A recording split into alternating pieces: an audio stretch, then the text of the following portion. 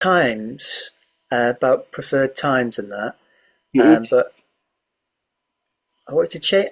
I did something wrong on it. Could I do it again, or should I just send you a little note to go with it? Or Um, I don't know, just do it again, I think. okay, It's just for me to get a feel for what seems appropriate, you know. Yeah.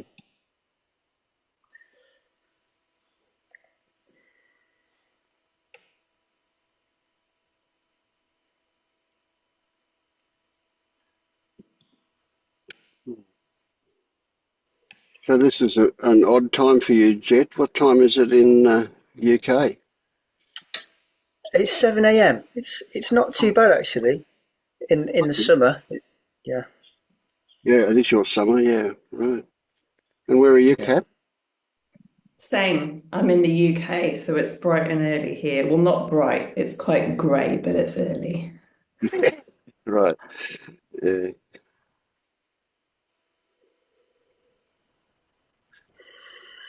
See, I could easily make this one a bit later, and that's better for you guys in Europe, but it's worse for the people in America. So it's a Mm. bit of a I imagine double-edged it's sword. possible to find a time that works for everyone, isn't it? Mm. Mm. I quite like this time to be honest. If I've not got anything to go off to any early work, it's a nice thing to do early. Yeah, same, same. It's not a bad time at all. Okay, well, it's good to know. Yeah. Yeah.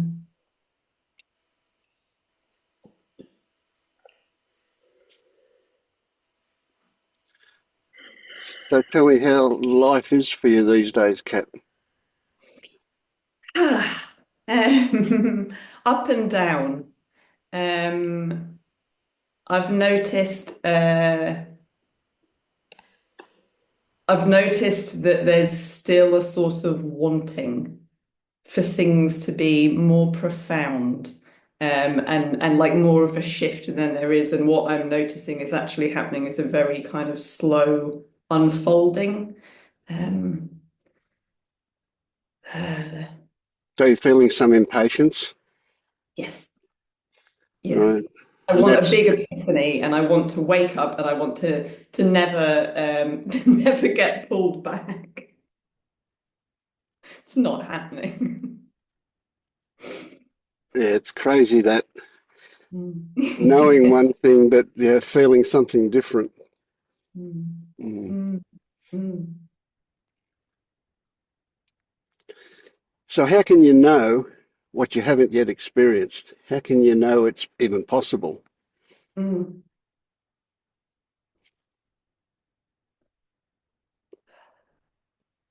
I guess you don't. You don't. But well, I've certainly got to a point with how things have been that in sometimes in a gentle way, sometimes in an extreme way, it gets to the point where it's like I can't keep living with these loops going around in my mind, or these feelings or thoughts kind of pushing me around and taking me in. And so I guess it's got to a point where I don't know what or I'm starting to get, I guess that's the thing, I'm starting to get little glimpses of what it's like when Right, you step back from that. And those are enough for me to feel that that's worth following. right. And so those glimpses, do they stimulate a fantasy that it can be like that all the time? Yeah. Yeah. And I have a fantasy that people like you and other people who have been on this path for longer can. I keep having in my mind the kind of Eckhart Tolle description of sitting on a park bench every single day, just looking at the world and thinking how wonderful it is. And I'm like, well, when's that coming? When do I get Ah, to do that? well, you know that ended for him, don't you? Did it? Yes.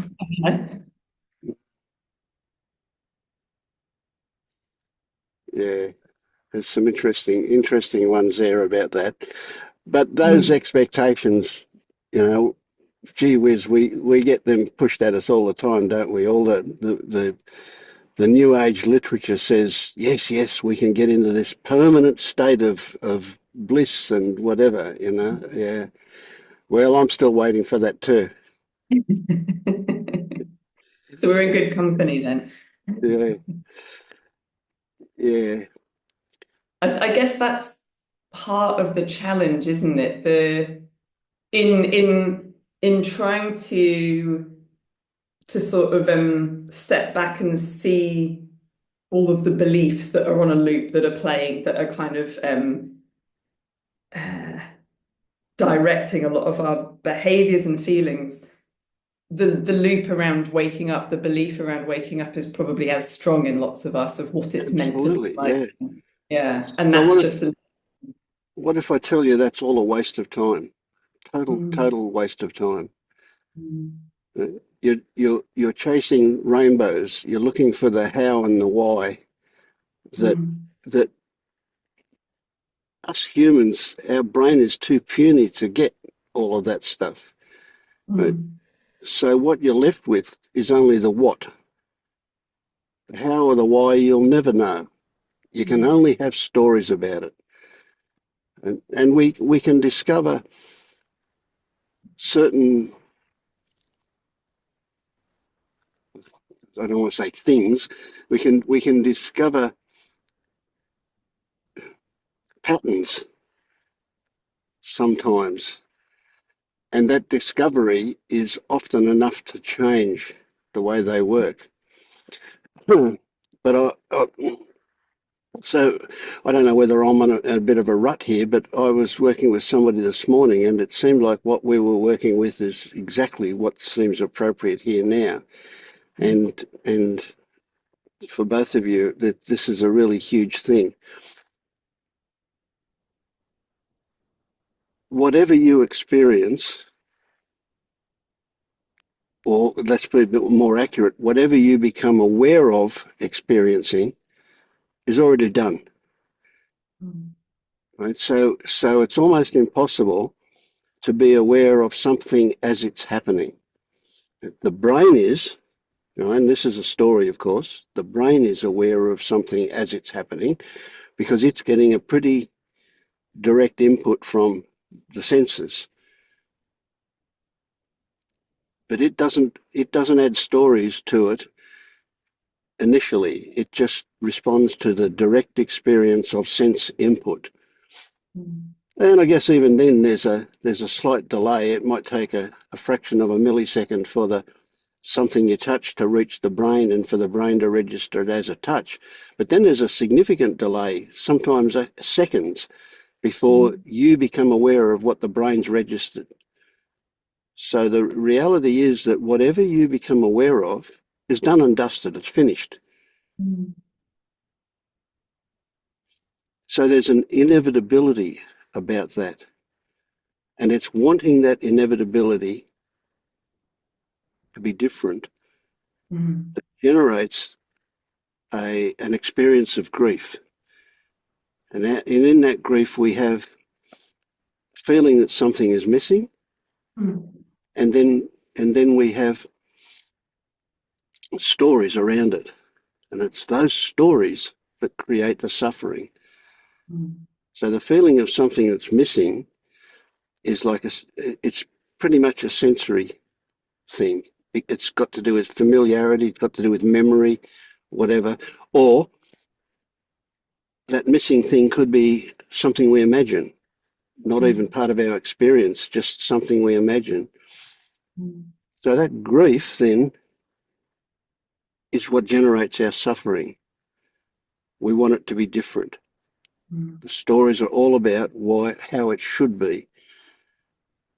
So what if I said to you guys, whatever it is that you experience, you can't understand it. It's too complex. You know it as an experience, that you can't describe, but by the time you're aware of it, it's done and dusted. It's absolutely inevitable that what is what is. And there's not a thing you can do about it, except add to it stories that create suffering. Mm.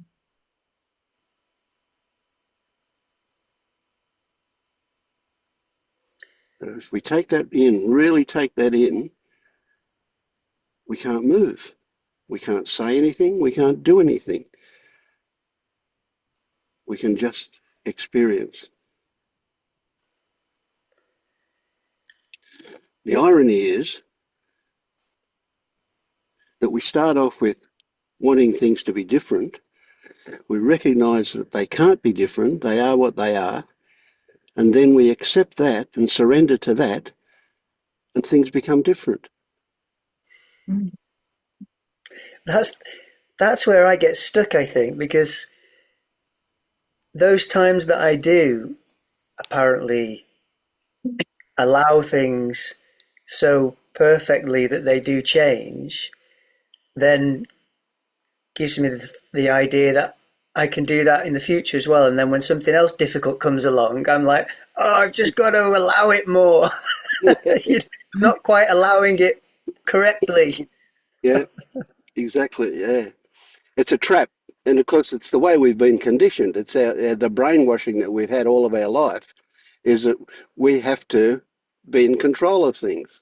We have to be able to do something to bring about what it is that we want. And it's kind of bullshit, you know? But don't we say that although we know control is an illusion, that it's appropriate to act as if we have control? Oh, You sure. know, Absolutely. Yes. Yeah. Uh, Under certain circumstances, that's more appropriate than under others. But even at the times when it's most appropriate to act as if we have control, is it possible to have a knowing that's just the way it looks at the same time? yeah, So you can even fool yourself. You can even go, you know what? I'll show you I've got control. I'm going to move the index finger of my left hand. Well, it's pretty hard to refute that as being control, isn't it?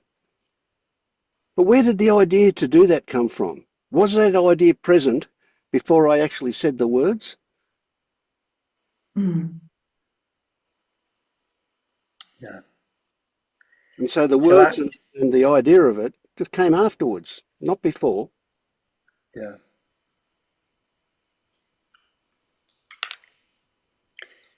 But yeah, we have to accept that coming from our past, from the old way of doing things, is this really pervasive idea that we have to do something in order to achieve something. We live with it all of our life. And it is so habitual, it is so automatic, it is so pervasive. So what do we do when we see that happening? What's appropriate to do? Laugh. Because you can't help it. You can't not do it. You can't do it. Not doing it is the same control as doing it. So mm, you recognize that it came along and that the idea that you had control came along and that it seemed that way. Fine. That's all, but it's all finished. It's the Mm. it's a crazy one, but just seeing it, the recognition of it is the most profound, the most powerful, if you like, way of changing anything. To recognize it without an opinion, but in the back of your mind will be, I suppose you'd call it an opinion, will be the idea that, well, we're better off without that. But that's not leading. That's just sitting as an echo, if you like. So at no point. See, everything I say is all story. A whole lot of it's story. I'm just story in order to get a point across. And whatever whatever we say that sounds like it's saying you shouldn't do that or you should do that, it's not the case. But see, what we'd do is we'll recognize that, okay, we're better off if that doesn't happen. Okay, and then you put that thought over the other side of the room and it's just there in the background. But it still has an effect on what goes on. So just like we don't have control, we don't control intentions. And the intention to not get lost in story, well, that's a good one. But if it happens, it's happened. No point in fighting it. We just recognise with that thought over the other side of the room that it's better off if we don't get lost in story. And a halfway step is we get lost in story, but we recognise that we were lost in story. And that recognition might lead to not getting lost in story. It's so the closer we get to what is actual, the more detailed we get, and the less the old stories hold up.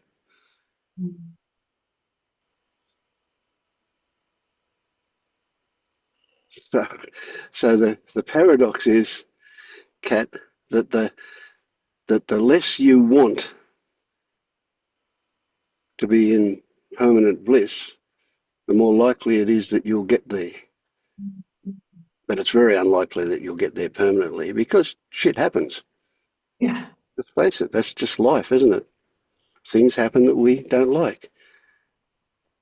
Which is actually really like when you first said that, what I experienced was like a relief actually, because there's been a lot of the suffering that I've been experiencing over the past, well, for a long time, but sort of that I've noticed over the past few months is when you start to let go and to experience what is. On the good days when it's, I don't know, sunny and when you're feeling relaxed and when things are going well, it's lovely.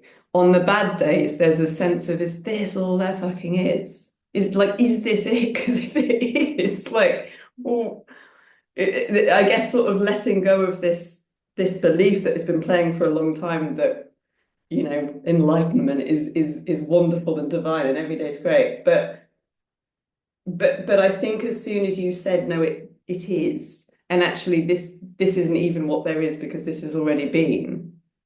There was a sense of like, okay, cool. Well, and maybe it was the permission giving of you saying that, but there is a definite sense of right, just stop fighting now. There's been a real struggle, a real conflict up until now with there must be more, or I'm not doing it right, or well, again, like you said, in terms of action and control, I need to do more. Maybe Vince has got a technique that he hasn't told me yet, and when I do that, then. And so I think there is a real release when you realize when you realize and you acknowledge there isn't. Stop trying. This is it.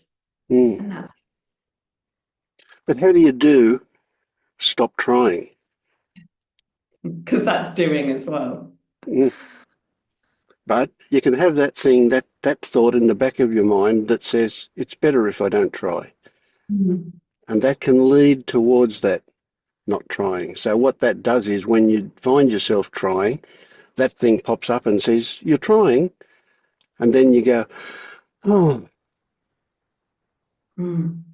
yeah. So it's less about sort of trying to manufacture a state and more about sort of noting what experiential state is preferable that you want to aim to sit with. Mm. Yeah, I say it's pretty arrogant of you to think that you know what that state is. Mm. Oh, it really is. Yeah. And so what? second guessing everything now. What, well, how do we know what is preferable then? Or, well, immediately I say that your body has preferences. Uh, And it's pretty obvious that your body has a preference to feeling pleasant rather than unpleasant. So that's a natural thing. And I could speculate and create a story that says feeling pleasant is likely to be more healthy, etc. So there is that. There are preferences. Whether we turn those things into desires and start chasing or clutching at them, that's another story. Yeah. Let's ask Marius. He comes from a different perspective to me, right? Cat's saying, "I want that permanent state of bliss. Why haven't I got it?"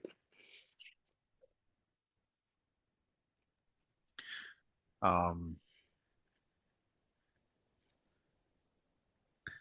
well, if you're looking for something that you think you don't have, you're kind of projecting, you're looking into the future. Um, and that takes away the resting in what is actual, what is here now, where the bliss is. And I guess it's helpful to kind of understand that bliss. What is bliss? And most of us, I remember in my case, I had this extraordinary fantasy about what bliss actually is, without actually, like, it was a vague fantasy. I didn't know exactly what I was looking for, but I was looking for something other than this. Um, when, now I see bliss as just content with this moment. It's not something amazingly, um, like, it's not ecstasy. It's just a deep, peaceful contentment with this moment. That's bliss to me. So when we keep looking forward, we're never really giving the bliss a chance, the bliss that's here right now. It's worth mentioning too that if we do describe that bliss as ecstasy, that you would be capable of experiencing that for a couple of hours before you got totally exhausted.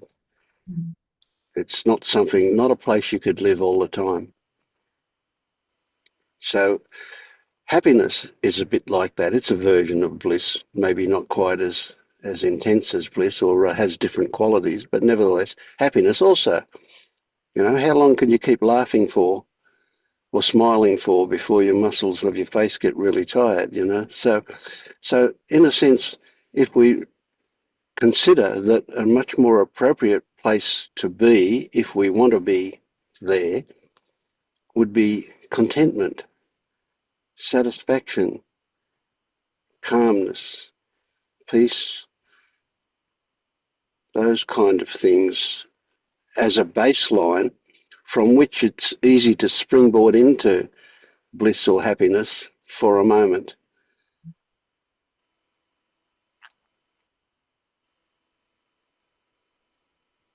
Do you get the thing that Marius was saying about the future? That's a really big thing. Oh, absolutely. Yeah. And I've realized the more I watch my mind, it's exhausting. I'm always preempting or longing for or anticipating or worrying about what's next. Whether that's hypothetical, long time in the future, or whether that's sort of, I'm in an online session and I'm looking at the clock, kind of like, okay, right, we've got 35 minutes to go, whatever. And there's not even a sense of what I want next, but it's the opposite to what Marius is saying. My mind wants to do the opposite, which is, rather than being content with what is, it's almost like, even if what is wonderful, even if I'm having a lovely time, yeah, but what about next? Mm. Yeah, Well, I think it could be helpful to, cultivate a habit of putting your attention in the body, because even though um, this what I'm speaking to here becomes clear to you, there's still probably for a while going to be a movement of the mind, still trying to want to look forward. So it's like the old analogy of the fan still going for a while after you've kind of turned it off. And it could help to kind of understand that that's what's going on, and try to help by like creating an anchor in the body, in the sensations of the body, or just becoming fascinated with actually looking at your visual field, looking at what is going on without labels. So what you can do, you can go out to the park and you can sit down on a bench and you can look and you can notice how the mind is automatically labeling everything that you see, and then keep looking and kind of invite a dropping of labels. And then it's like, okay, so what am I looking at? And then that can kind of create an excitement and a kind of new way to look at life. And yeah, it's a kind of it kind of gives you like it's a kind of a hobby that you can get into, where um, give the system a break from functioning the way you kind of have been for so many years, and really start to look beyond the veil of concepts. so this is a really, really interesting one. So when you get to there, and I would just add, it's probably easier to do with sound than it is to do with sight to start with. So if you hear the sound of a bird, for example, outside, and this is interesting for Jed. Jed's a musician, right? So you hear a sound of a bird, and the first thing that happens, the old way, is, oh, a bird's sound. Isn't that lovely? Right? We attach a value to it as well as a label of a bird sound. But that's not hearing it. That's hearing what you imagine is the case. That's hearing what something your brain generates. Hearing it is, well, the trick with sound I've experienced is that when you hear it without the label, you actually feel it. It is coming in through the ears apparently, but it's more of a feeling that you've got, so that your body will start to vibrate at the same frequency, kind of. I mean, that's metaphorical, but nevertheless, it's that weird kind of a interaction. That's so. Let me ask you, Jed, when you hear a note on the guitar, do you automatically go, that's a D or an E or an F or something, F sharp, or do you just hear it? Oh, I definitely don't just hear it. There's definitely lots of judgment and assessment, and yeah, whether I like it or not, whether I think it's well played, and wondering what note it is rather than knowing what note it is. Right. Yes. Yeah. Yeah. So, I want to say what I experienced, and a great example. One I did today. I was walking along the road, and there was a pothole, and that little pot. I'm fascinated by potholes for some reason, but this particular pothole had grass growing out of it, and it just blew my mind. I just went, "Wow, look at that!" It was like It was like a little forest coming out of a pothole in the middle of the road with a bit of water beside it.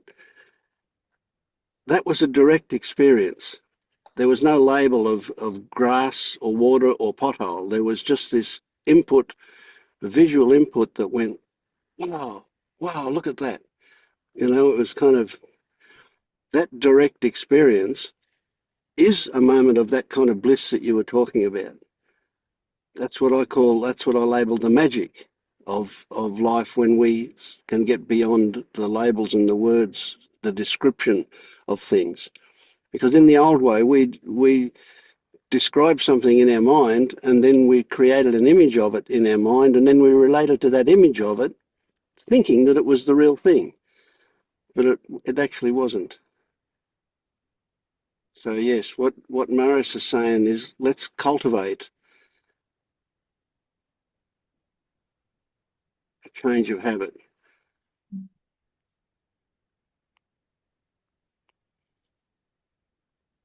On the other hand, if you're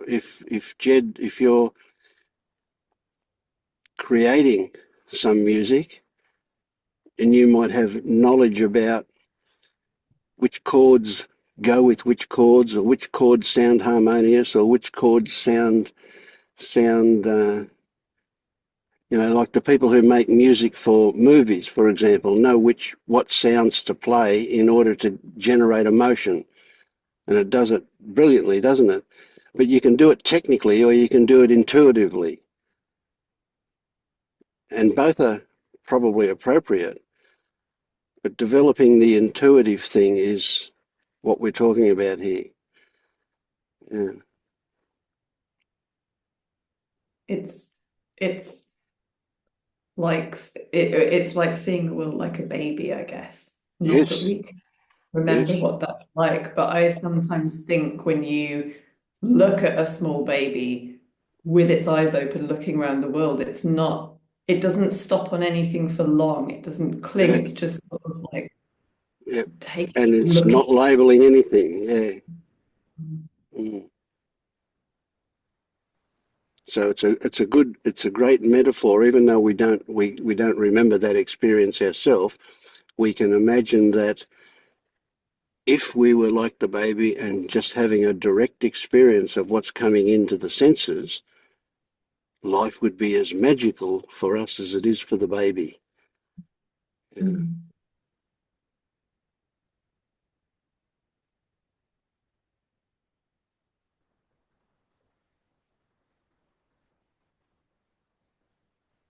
That's a story that life is magical for a baby. Well, it's a pretty general statement, isn't it? But that new baby that's first getting visual input, for example, or sound or whatever input it's getting, we can remember the delight of a baby when you blow in its face. Just the feel of that. Of course, that same baby, if it's hungry, is not feeling delightful anything, is it? I think I have a different story altogether about a baby that looks at everything. Because for me, it's like vigilance. Oh, okay, you think it's a protective thing? Yeah,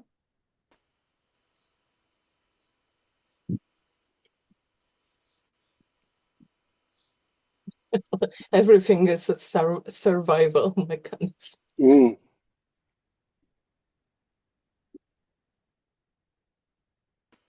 Yeah, well, it's quite possible, isn't it?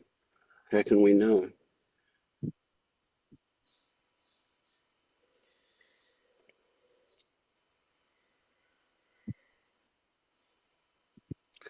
So let's not even go as far as to say that we do know. Let's just say, okay, well, we have this story about a baby in awe of what's coming in through its senses, and we have another story about a baby being defensive. I rather imagine that the baby, in order to be defensive, has to have a history of needing to defend before that will happen. Well, a defensive mechanism can go on without feeling defensive. Yeah. So what about when we clap next to a young baby and we startle it, and then it goes from a startle response to laughing, to giggling, that so there's you would imagine that there is that natural inbuilt survival defense mechanism, and then it discovers that there's not any actual danger, and so it starts laughing. A startle responses often end up in giggling in a baby. Although I must say it's been a while since I've been near a young baby to do that, but I do remember doing that with my kids. Yeah. And I guess in a way, because what you see as babies start to get a bit older is they will explore, they will still have that wonder, but they will sort of check that they're with someone safe or there's a caregiver there. And I guess in a way, thinking about what Marius was saying about kind of and you were saying, Vince, about grounding yourself sort of before as an experiment or an experience before you look at the world. That's a similar thing. If we can sort of, because a baby will feel safe to explore if it sort of knows I'm grounded, I'm safe, I'm here. Yeah. Yeah. And so kind of creating an anchor, I suppose, can be our way of, right, I'm Yep. going to let go of the labels, the judgments, I'm safe. And that's what I often find myself saying when my mind's escalating things is, you're safe, you're fine, you're here, it's okay. Yeah. And I think familiarity often fulfills that. Like the baby might check to see if it can still see its mother before it explores. We don't have that as adults, but we have the familiarity of what we know that maybe we use that way as an anchor before we go out and explore.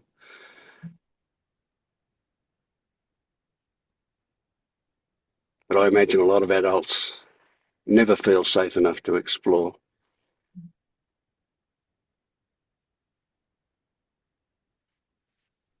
I think the baby needs to have some sort of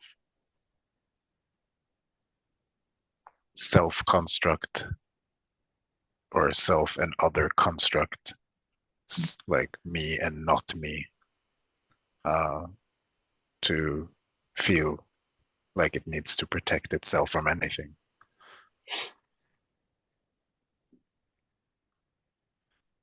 And I think, if we are totally immersed in the moment, just lost in indirect experience, we're not concerned with protecting or all of these different kinds of thoughts, judgments, watching our behavior, anything of that. We're just fascinated with what is. Yep. Yeah, there's no room to be identified at the same time as having a direct experience. Yeah. You disagree, Yeah. Bianca?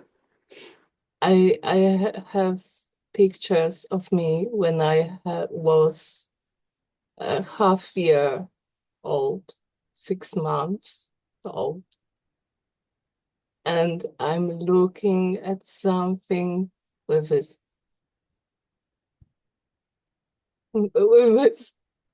Yeah, furrowed brow. Yeah. it's focus, but it's also what is it?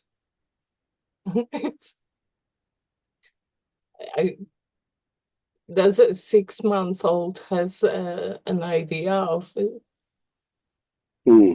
me?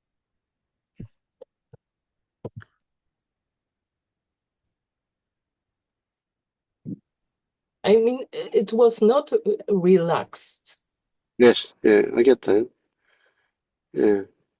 So for where we are today, we have to give up on the idea of knowing what was actually going on for any 6-year-old or any baby. We've just got our stories about that, and those stories are just metaphors for us in the present. Yeah.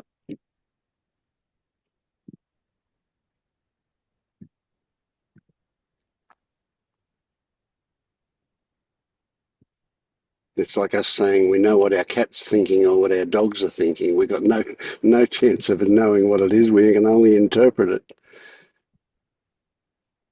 And when my dog wants a treat, I say, "Oh, it loves me."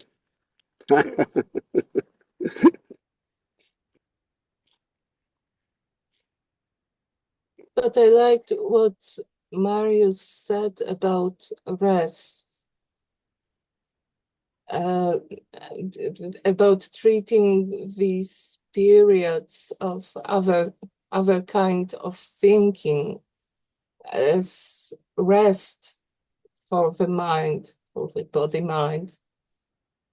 I mean, because what Kat is saying, it's like me, but I want more. I would like to sleep all the time. And uh, but sleep is just a period of rest, and it's fine.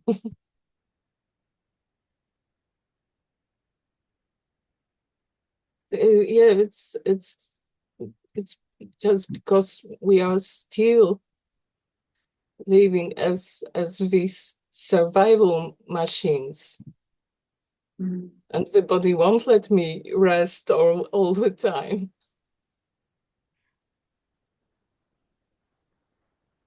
And the mind will create probabilities and computate which probability is better. It's just what it does.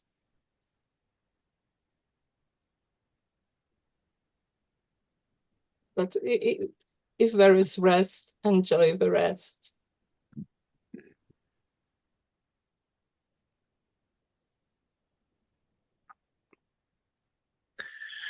I guess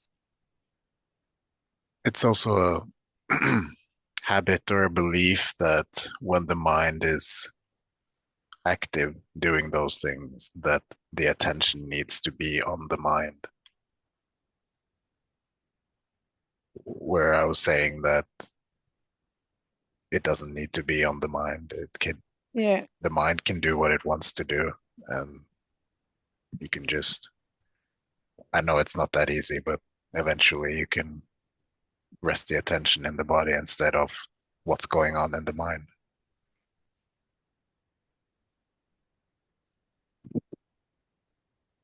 Yeah, that's you might describe it as a skill, but it's something that you can discover and then get better at doing it, which is to not try to control the mind, but allow it to do whatever it wants to do, but simply don't engage with it.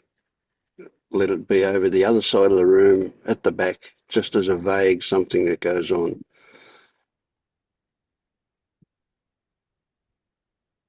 And if it's comes up with something that's of value to you, you'll know it. It'll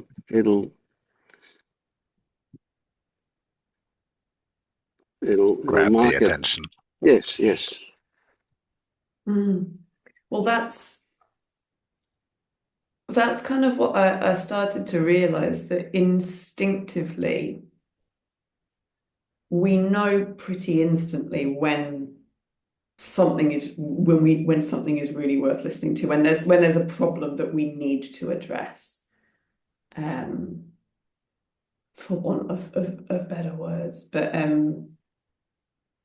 because that was my worry, and that was going to be my next question before I remembered that, is sort of, well, how do you tune in and tune out? There are times when it's useful, it's preferable to kind of listen to what it's saying, but then I remembered that And that's what I try and remind myself. And I guess going back to a baby has instincts. Like you said, you startle it and it will respond. That's an instinct. It's not processing that in a, oh, something scary is happening way. And we have exactly the same instincts, but I guess the beliefs, the conditioning, the learning, they kind of squash them down, don't they? or make them bigger sometimes and take them out of context. And yes, They warp them. yes. I love Panilla's concept of post-it notes on reality. You know, a lot of the stuff that we've learned is simply a post-it note on reality with a story on the post-it note. Yeah. And then we mistake it for reality.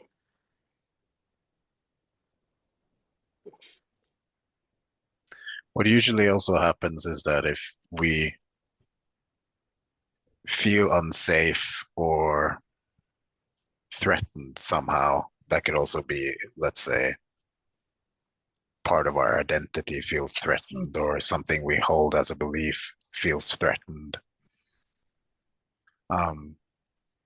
There's a contraction or something that feels uncomfortable in the body.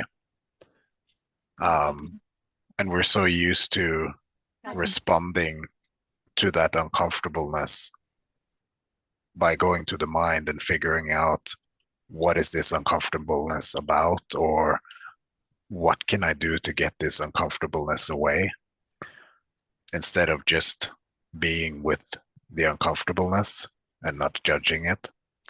So I guess there's also a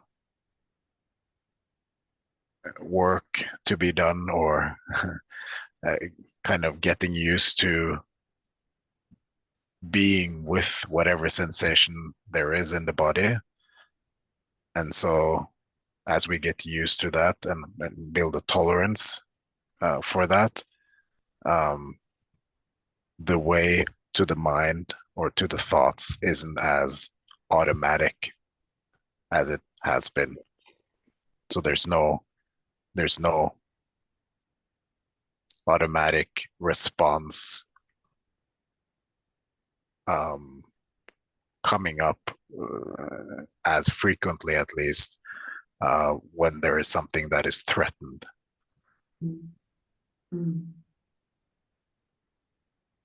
It's like creating more of a gap. The way that I am finding it useful to visualize things is if this is sort of this is my direct experience and these are my thoughts and feelings. And before it was kind of like this, it's like the more you practice it, they're still there, but it takes longer for them to kick in. Yeah. Yeah, that's a good one. And what connects those two together is engagement, and then the belief that one causes the other. You know, we've been brought up to consider that what we think causes action. So we've got an entirely inappropriate connection, and the relationship then is really solid. It's tied tightly. Yeah. That's a great way to put it. Yeah. And you've just made me realize that the kind of words we use, we say that someone's thoughtless if they're being callous or unkind or whatever, and someone's thoughtful if they're good. Therefore, thought is good, more of it, please. Thoughtless is bad. You need to engage your thoughts. Absolutely. So many nuances that condition us. Yeah, they're everywhere. They're everywhere. It's amazing how strong they are. I would also say maybe that thoughtfulness is kind of a over adjustment of what we actually want to do, or what we would actually do naturally without thinking about how we should behave.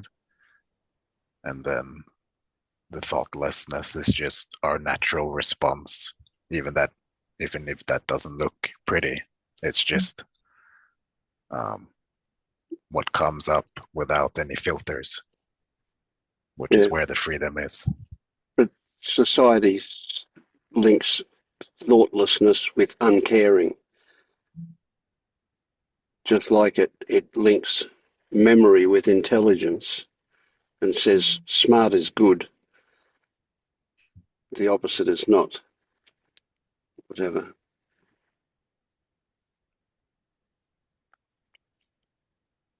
I learned something about pigs,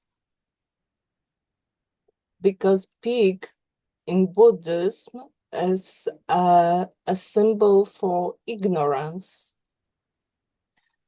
And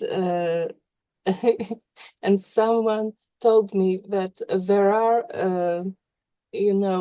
pet pigs.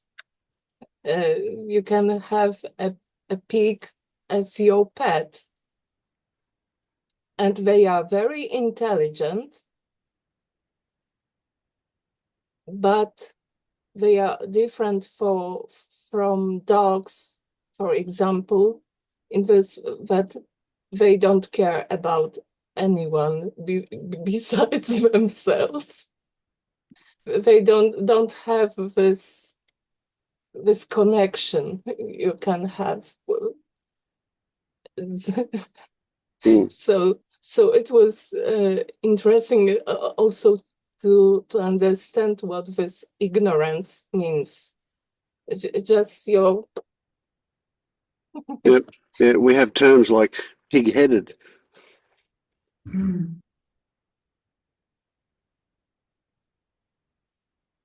It's amazing to break up that language thing is amazing. It never ceases to get my attention about what words we use that are actually we use them in the opposite way to their literal meaning frequently. It's crazy. Yeah.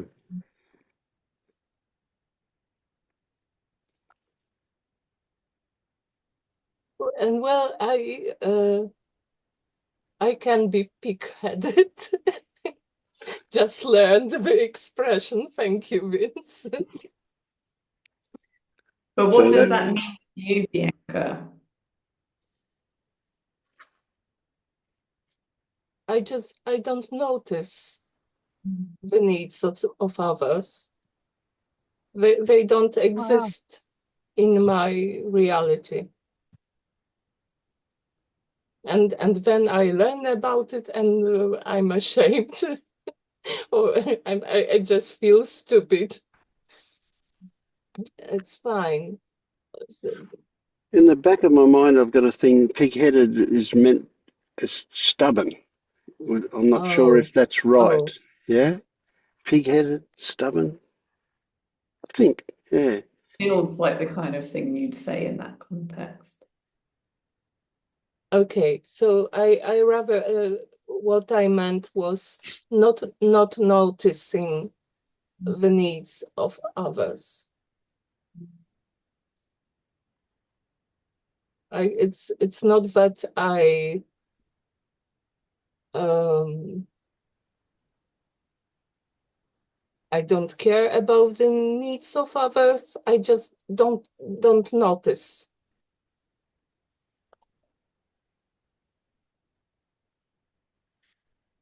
Sometimes self-centeredness can be about constantly feeling unsafe. So you're just so caught up in your own world that you don't notice others. It's like you say, it's not about not caring, it's just about being vigilant all the time. I don't know if that is how it is for you, but that was what came up here.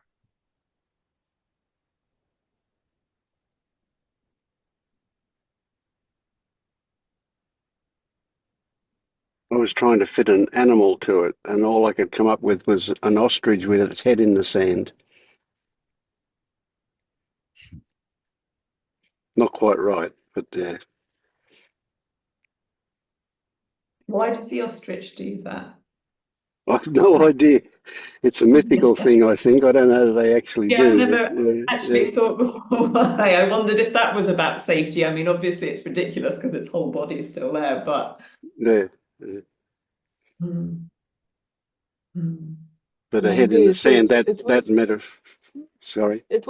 something about that they have their eggs in the sand and they check on them. And the story about hiding the head because of fear is just a story. Mm. Well, the metaphor for humans is that they then are unable to notice anything that's going on around them. They refuse to notice. But of course, it's not the actual thing. Hmm.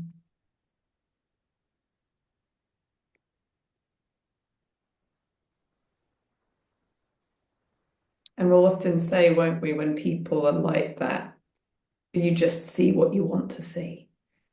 And you realize then, and again, there was in fact, a really useful shift that I had, or a moment, was when it was presented to me that, well, like a radio or a TV, we can sort of tune in and be absorbed by it, or we can tune out and then see that we're watching everything else around us. And I suppose fear, if we, or an experience, what we experience as fear or threat, causes us to just do that, doesn't it? And again, coming back to that anchor of safety. And actually going back to what you said at the start, Vince, if everything we're experiencing has already happened, then of course we're safe because like it's Mm. happened already. We're You're just still noticing. here, yeah. Yeah. Mm. Oh, I think for me it's not fear, it's tiredness. It's tiring to notice everything around all the time. You know, for me it's sleep. Sleep. I want to sleep. When you sleep, you don't notice.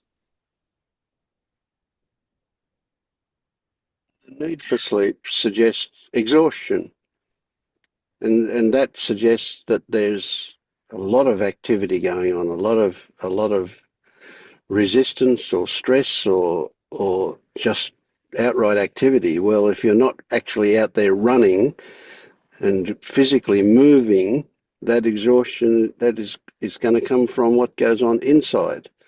So we presume that there's always tension, there's always stress.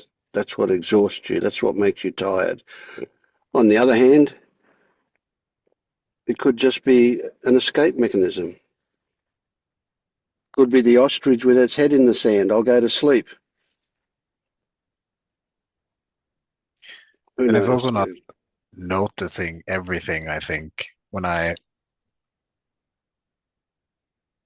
There is a resting of awareness, if I can say it in that way, where everything is available, but my attention is not on everything. So it's not a noticing of everything, but rather an openness to everything. So it feels like rest. It doesn't feel like Hmm. a noticing or a direction to everything. And so if we're really alert, we have a narrow focus. And when we're relaxed, we have a soft focus and we can see more, but nothing's clear. So if it's Yeah. soft enough, so that sleep can be a little bit like that soft focus. It's just resting in.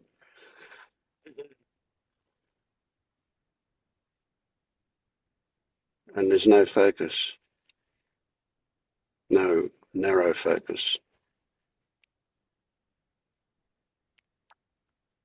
But if the experience is tiredness, that's something.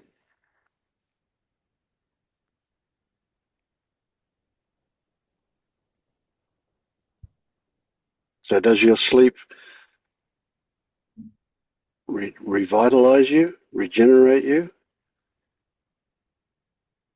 So you wake up, and after you've transitioned from being asleep to fully awake, you're feeling pretty good for a while. For a while. Yeah.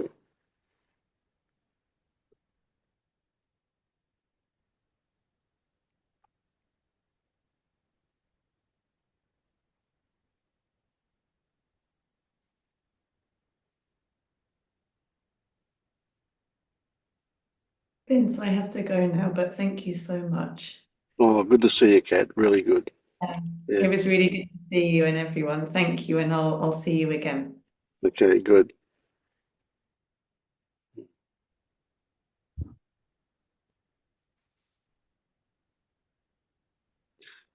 So it occurs to me, Bianca, that if you wake up feeling okay for a while, then it's something that happens after you wake up that brings on that exhaustion again.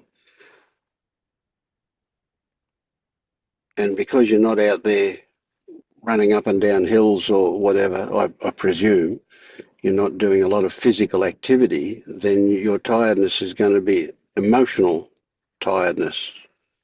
It'll be physical, but it'll come from something else that's going on inside you.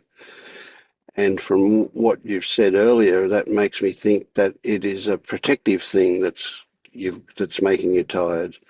You're feeling the need to protect. It's just a story. I have no idea how accurate it is. I don't know either. And that's I okay. Yeah. I just wake up, I work or do something at home for yeah, after a few hours, I'm tired.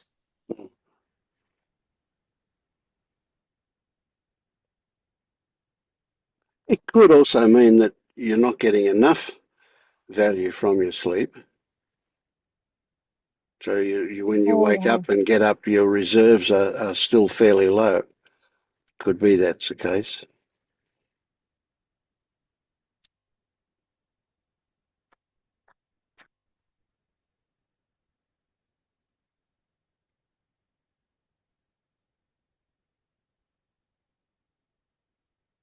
I notice if I get sick, I can sleep. I can sleep 24 hours straight, and then wake up feeling okay, all healed. But being sick is exhausting. That can be really leave me feeling tired if I've got a flu or something like that.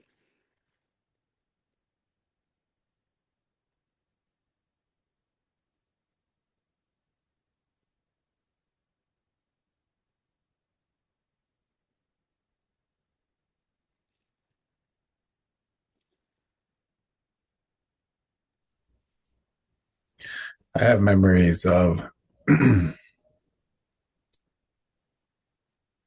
feeling really tired or drained when I was living a life that wasn't aligned with my system, so to speak. So I was just pushing through,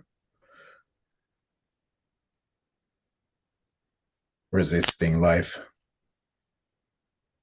subconsciously, of course, but I was totally drained at the end of the day, Yes, teacher. trying to just survive.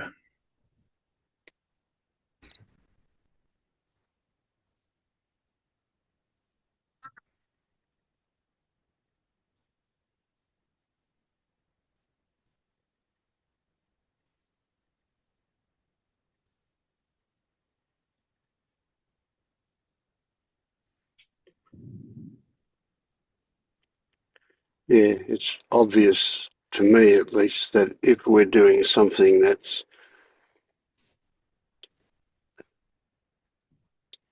there's a whole variety of ways of putting this. If they're doing something that's not aligned with our fundamental values, or however you want to put that. Of course, that's going to be draining. That's going to leave you, you'll get exhausted much more quickly, or you'll get much more exhausted as a result of it, depending on how far out of alignment it is. Yeah.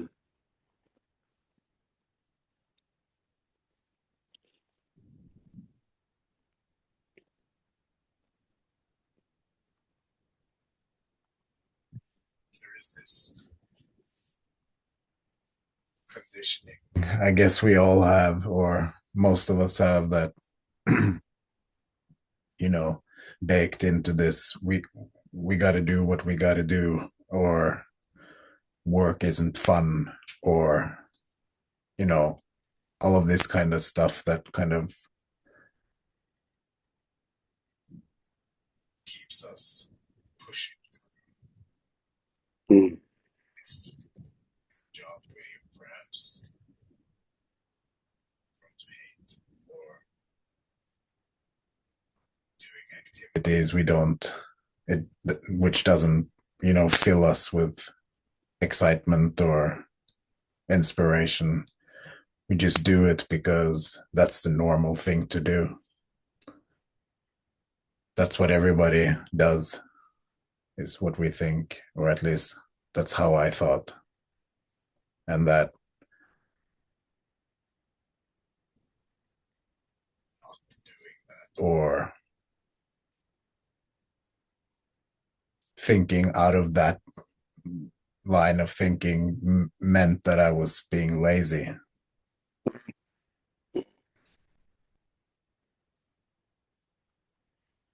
Which now I feel like it's total bullshit, but I remember feeling like that.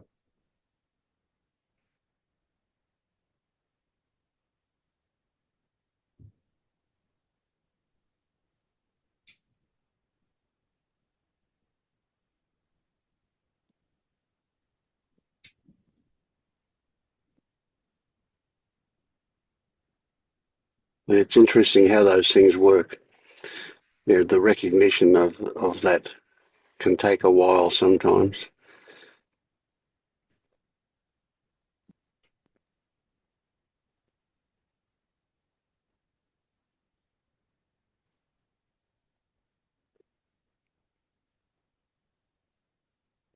Guess it's also deeply tied into the roles that we created in our lives. If we are a mother or a father, or some kind of, Yeah, whatever. Mm. yeah. Yes, that's interesting. So I had a really interesting experience today, and that is I quit my other job. We're working with in the funeral business, but I didn't go and quit. I was invited to quit. Mm. And it was like, it was serendipitous. It was an opportunity to say, okay, that's good. I am out. Um, and it didn't come from me. It just was life offering the opportunity for that to happen, and I took it. Yeah. So in a sense, I get what you say about that. I was playing a role in that job that Mm. that got tedious and Yeah.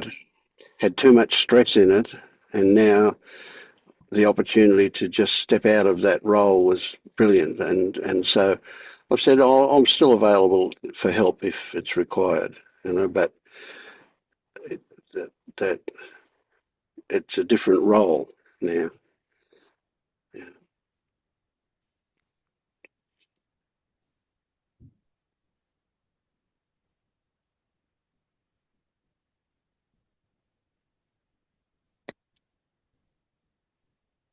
Problems with roles is that it's fixed, and we are not fixed beings.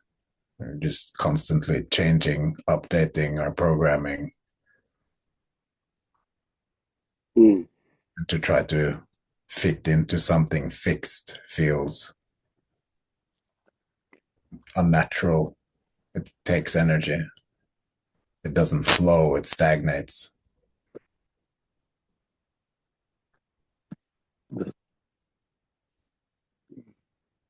So would you say, Bianca, that it's your work that tires you?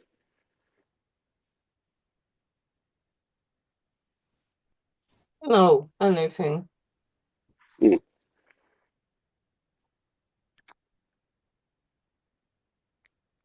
It can be watching YouTube for a few hours, Yeah. and it will tire me also. Mm.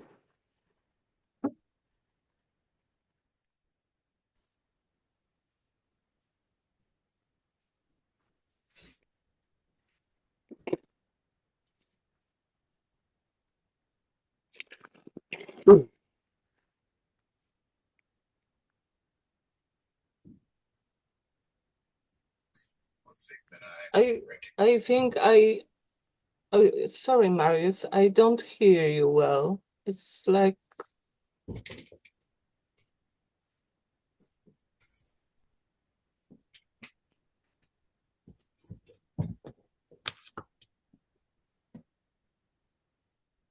I tried. Can you hear me now? yeah. Yeah. You were I just coming in and out before, and it's like when you sat back, you were too far away from the mic, and then it tripped in, and you could hear you clearly, and then it tripped out again. So it was like you were right on the edge of close enough for it to pick you up, but not quite, kind of okay. thing. Okay. Yeah. Yeah. I thought I would try to get rid of this headset, but I guess I'm stuck with it. Well, you look Um, entirely different when we could see your ears. I just wanted to say that I recognized in my own experience more and more lately that I haven't prioritized or recognized that I don't haven't given my body any love my whole life. So it's always come, or it hasn't been prioritized at all, I guess. And I think that can also be draining to keep um, doing stuff that takes energy but not putting anything back. So I'm a bit puzzled about what you meant by that.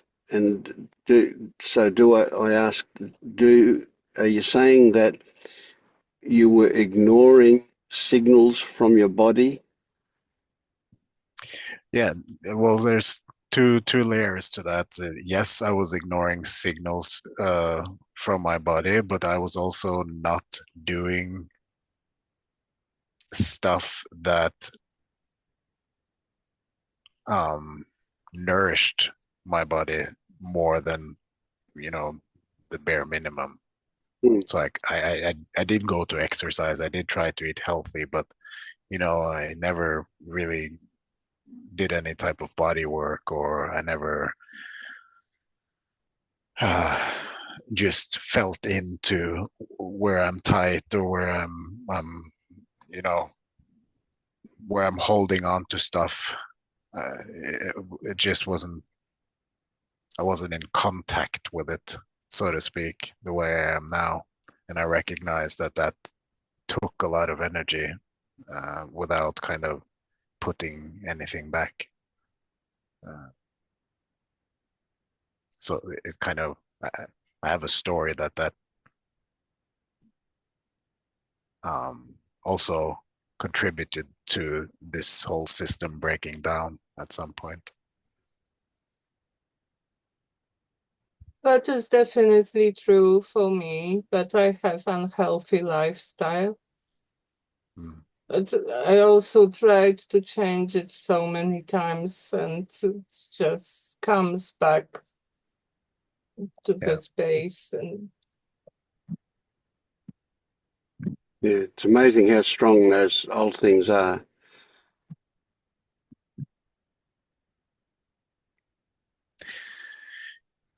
Yeah, it wasn't until I kind of through this whole apparent journey I've been on, it's like it wasn't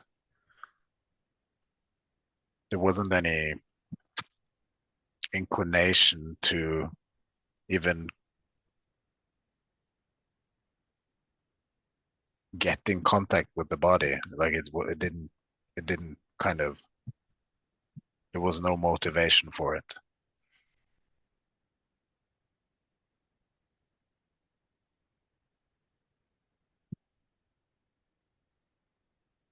until it became a Yeah. problem, a big problem.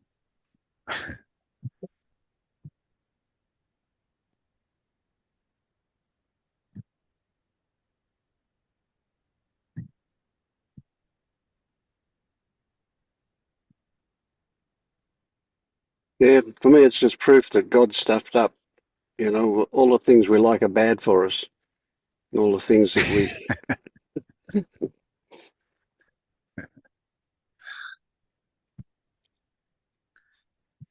Yeah, for me, I mean, I remember I actually had a blood clot in my leg back in 2019, and that kind of changed my whole perspective on health. It was a shock, I suddenly have something that could threaten my life, and then my whole relationship with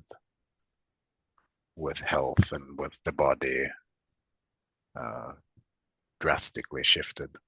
And I hear this all the time that you don't care until something like that happens, and then Yeah. suddenly it becomes Yeah. relevant. So when you're walking your dog, you're actually walking your legs. Yeah.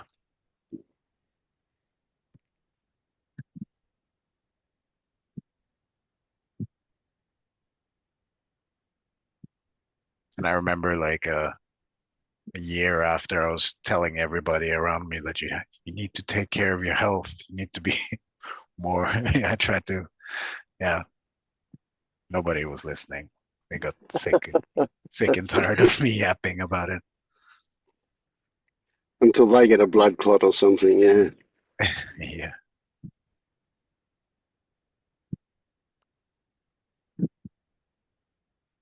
You look after your health, Ramis?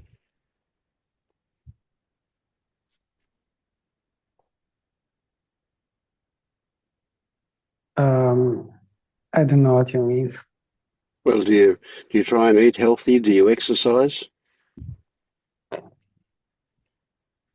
Um, I don't know what to mean by eating healthy. Well, I guess the immediate thing is not eating too much takeaway. Do you have McDonald's where you live? No, but yeah, I do order food from outside when I feel lazy to cook.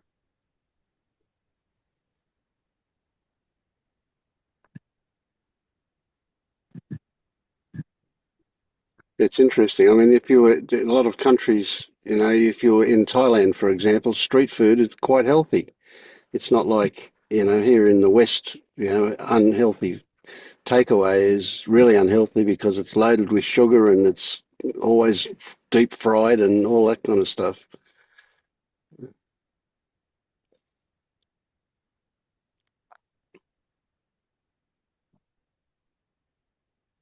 think quite a bit has changed since 1976 or Right, yeah, okay. So now they've got McDonald's, have they? yeah. Hmm. I feel like America has moved in. Yeah, they've taken over the Yeah, whole world, haven't they? but it's still the amount of additives in US food. It's so often that an American comes to Europe and doesn't change anything about his diet, but he loses who knows how many pounds. Yeah, I heard something the other day that was like, I don't remember number, it was in the hundreds of some kind of additives that was illegal in Europe that they had that was legal in the US. It was kind of crazy. We're lucky. Yeah.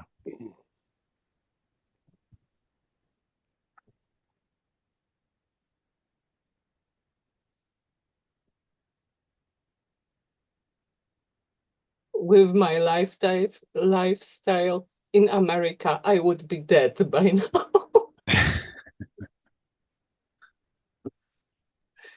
Or 600 pounds.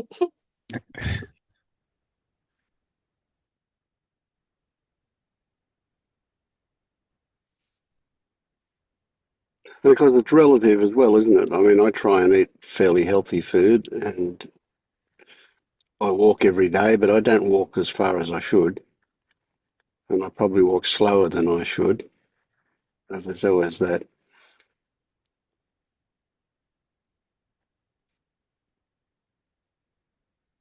I notice when I hear the word should, I have a resistance towards it. Mm,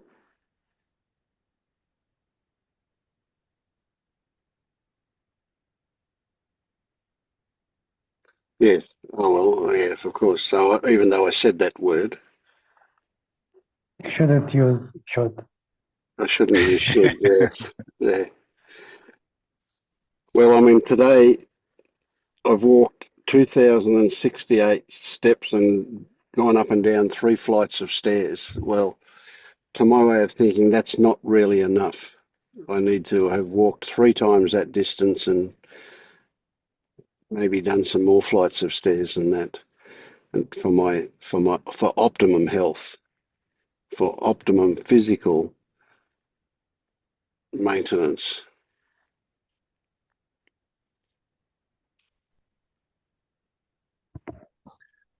But if we have that idea and we don't fulfill that, or I can direct the question to you, when you don't fulfill that, do you feel any stress around that? No.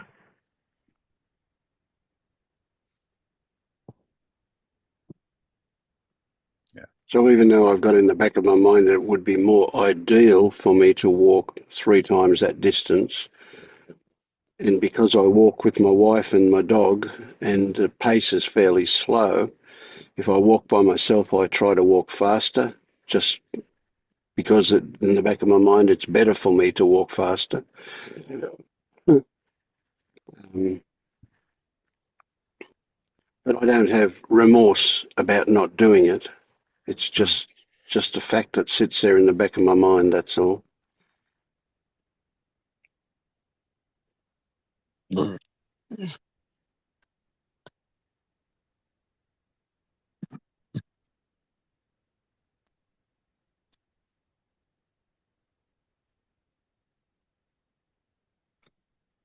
it seems that if I don't have this love for my body, what can I do?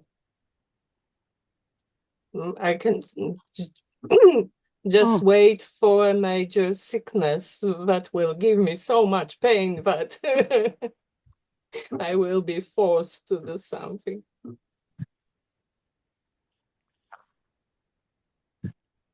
Well, and I don't know if this will work or not, but just that this came up in this conversation and you becoming aware that, oh, I actually don't give my body any love.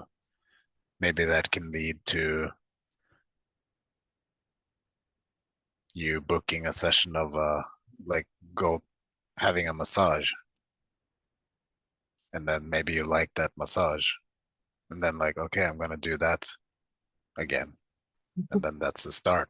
No, I like it. I ask my husband for a massage. It's the best thing in the world. Absolutely.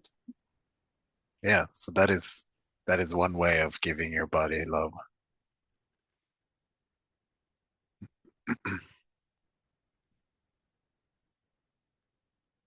Just even just stretching for me has become like a game changer. It's a way to give my body love.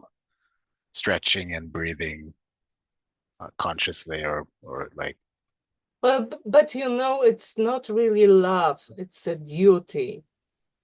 No, it's like having a child that you have to take care of. I don't love this child, but the child has to be taken care of. And it's tiring. yeah, I guess that's the difference in attitude, maybe.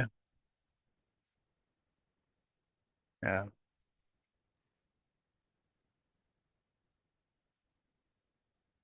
And I guess that's was probably what I meant that had changed, is like the realization that the bare minimum that I did for the body was a chore rather than giving it love.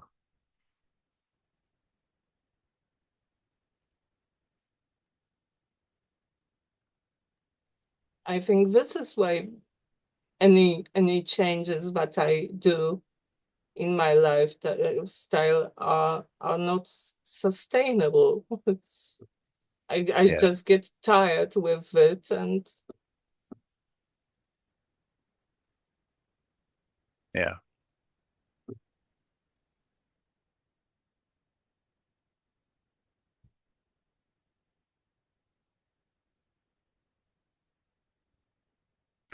I guess it can help to kind of try to be mindful of the positive effects. Like, for example, I remember b like before I got into working out, the first few months was really just pushing through something I hated doing. But then eventually it became clear to me how I felt different and better when I went exercising and when I didn't. So on those days where I maybe skipped for some reason, I just felt off. I felt like this isn't. I want to go back to training. So it kind of switched my relationship to it. But I had to kind of discover that in some way. mm, but for me, even if I saw it, I clearly saw it. Mm, How good I felt on keto diet, or after I think a month of exercising. mm. Mm, but still I can't keep up it. I can't keep up.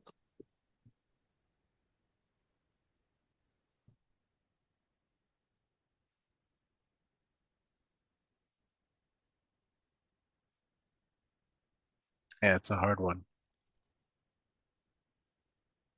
Like if you can't, you can't. If it's not happening, it's not happening.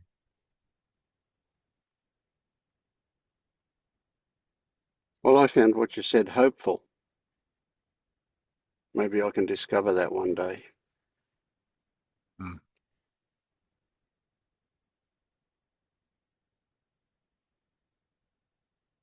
Which is a recognition of something in the back of my mind that says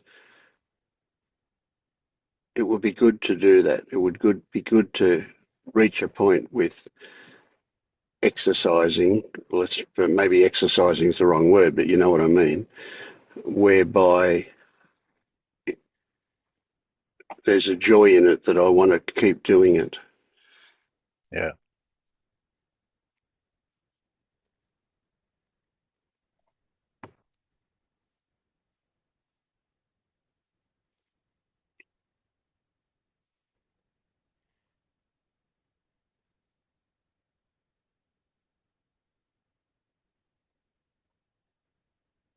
in many ways, it's the same thing for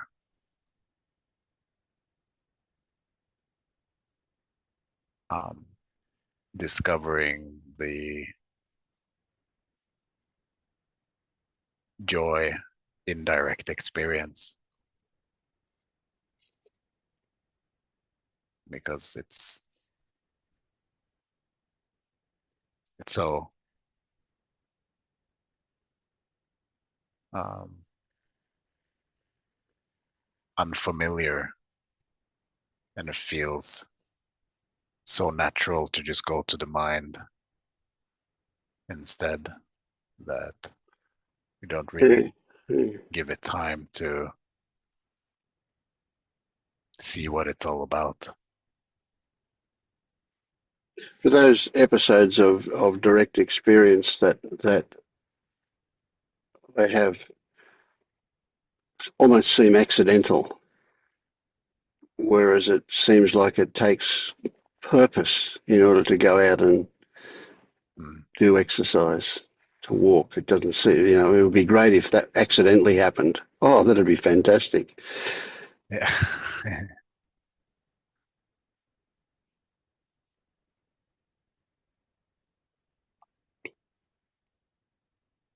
But I could. I mean, there are things happening. See, so for a start, that me quitting that job today, or that job finishing in, and then at the moments before that happened, or when I'm walking the dog with my wife, she said, "Let's try and walk 10 kilometres a day." Well, I thought she was being a bit optimistic about that, but at the same time, I get that she wants to walk more. And so, there is another opportunity that turns up.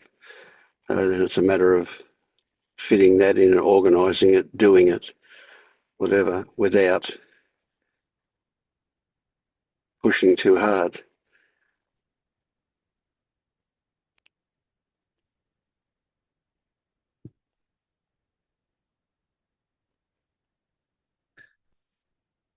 Yeah, it kind of needs to, in some way, get priority. Mm.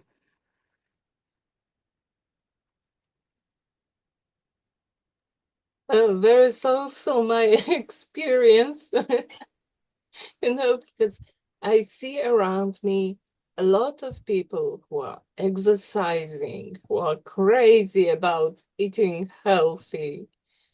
It's, Buddhist circles, they are crazy about food. and uh, and still they have so much trouble with sickness, and their bodies, they have more trouble than I. It was for me so surprising that sitting on a cushion with a straight back, I could do it, I could fall asleep in this position. And they were, this hurts, this hurts. Been doing yoga for years, and they have problem with sitting. This, I, I don't know. So maybe in my unhealthy lifestyle, there are some things that I do right.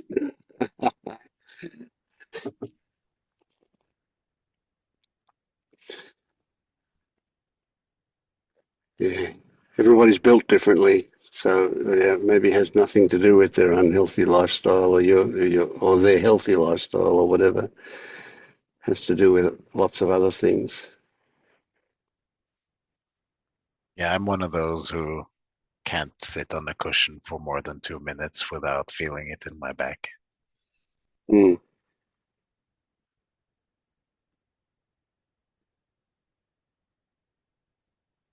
Yes, I remember the pain of sitting when I was doing Vipassana, sitting an hour at a time, 10 minutes break, another hour, 10 minutes break, another hour, from 4:30 in the morning until 7 o'clock at night. It was like, whew, lots of experience of pain there.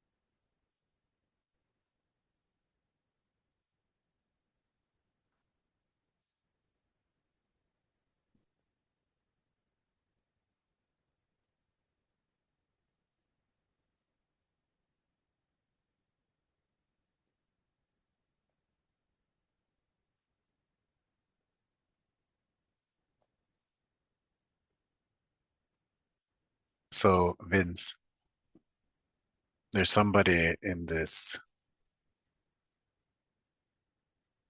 or I suspect that there is somebody in this meeting that has the idea that seeking might be bad. Is it bad?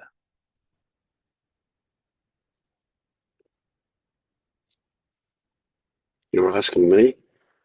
Yeah. Absolutely not.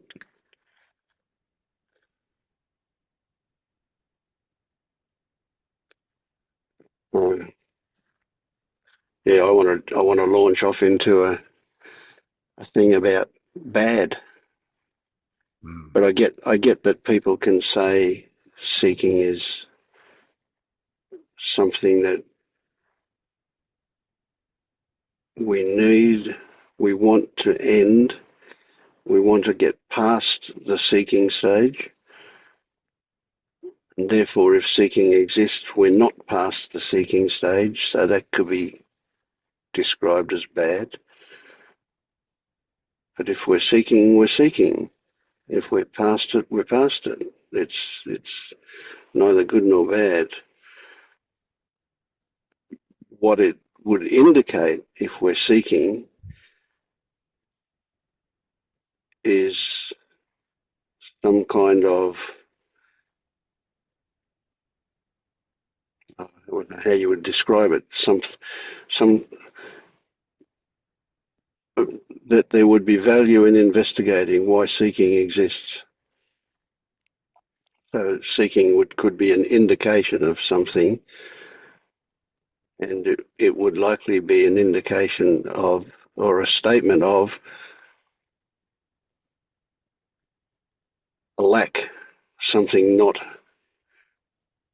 being there that I want to be there, or should be there, or could be there, or however you want to put it.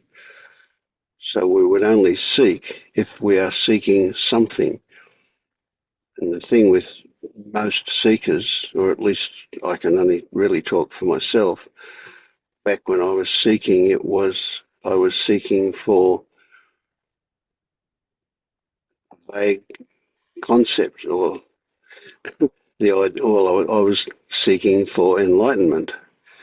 But even though I didn't know what that was, so there was that clutching, grasping, looking for something as a seeker. And so the idea that now there is no feelings of emptiness and no indications of looking for something to fill. Well, it's crazy. If there's no emptiness, there's no need to find anything to fill it. So there would have to be emptiness.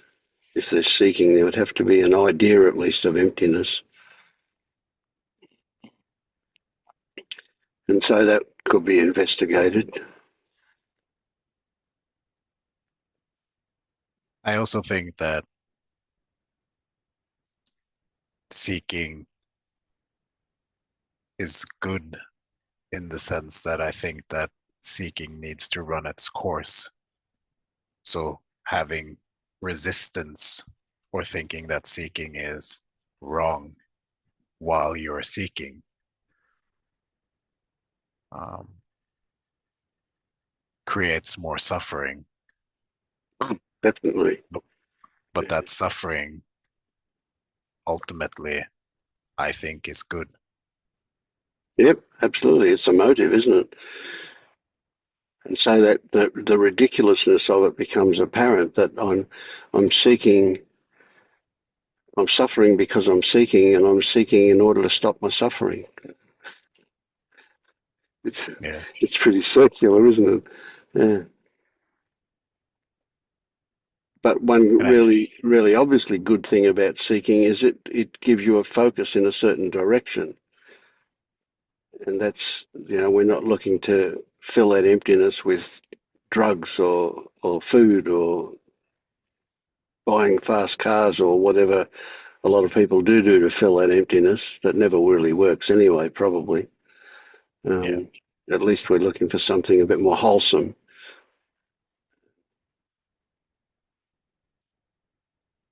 And I think that intensity of seeking as it goes, it grows, becomes more intense, and that force that grows or becomes more intense is what cracks open the Yep.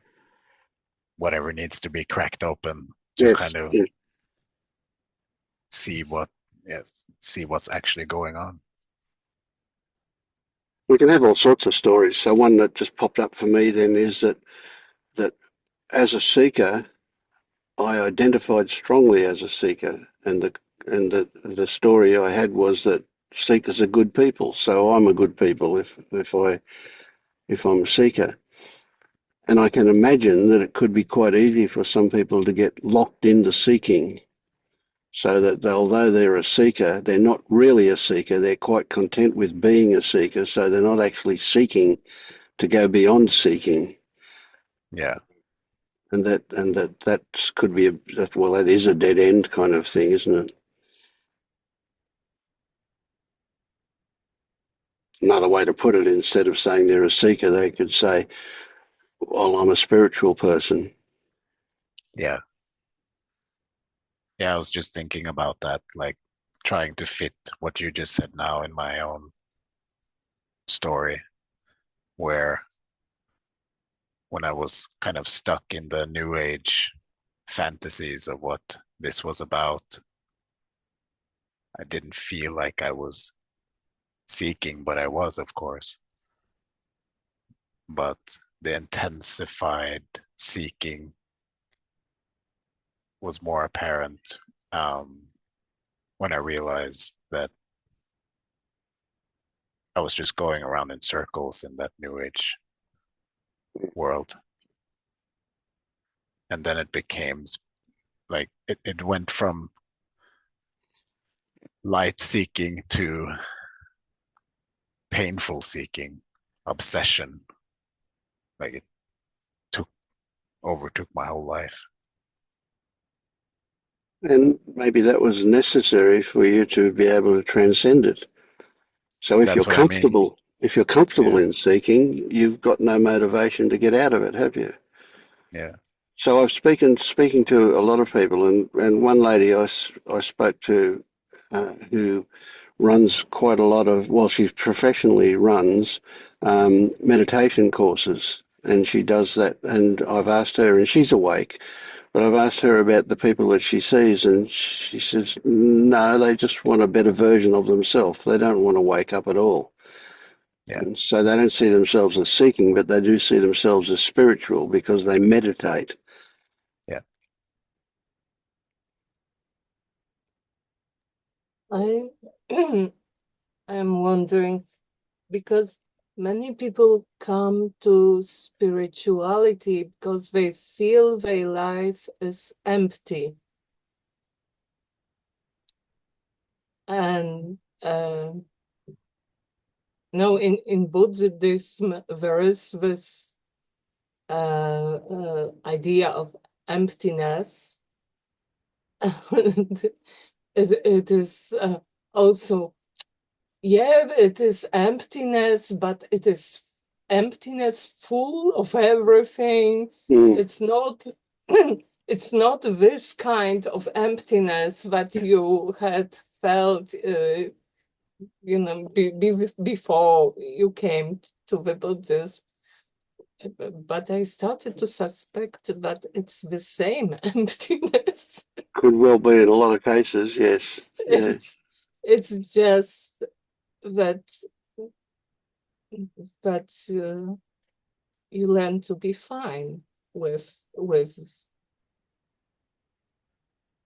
Yeah. with it.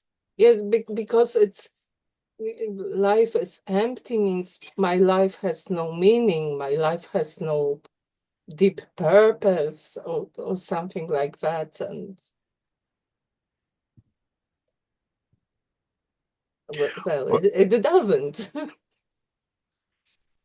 I guess the difference is that, when you have that emptiness equating to lack of something, um, you're looking outside or projecting into the future for filling that emptiness with something, and you haven't had the chance to discover what the emptiness actually is, the full emptiness that you're talking about, because you're not looking here, you're looking at a fantasy in the future. So the implications of resting in emptiness hasn't kind of had time to be discovered.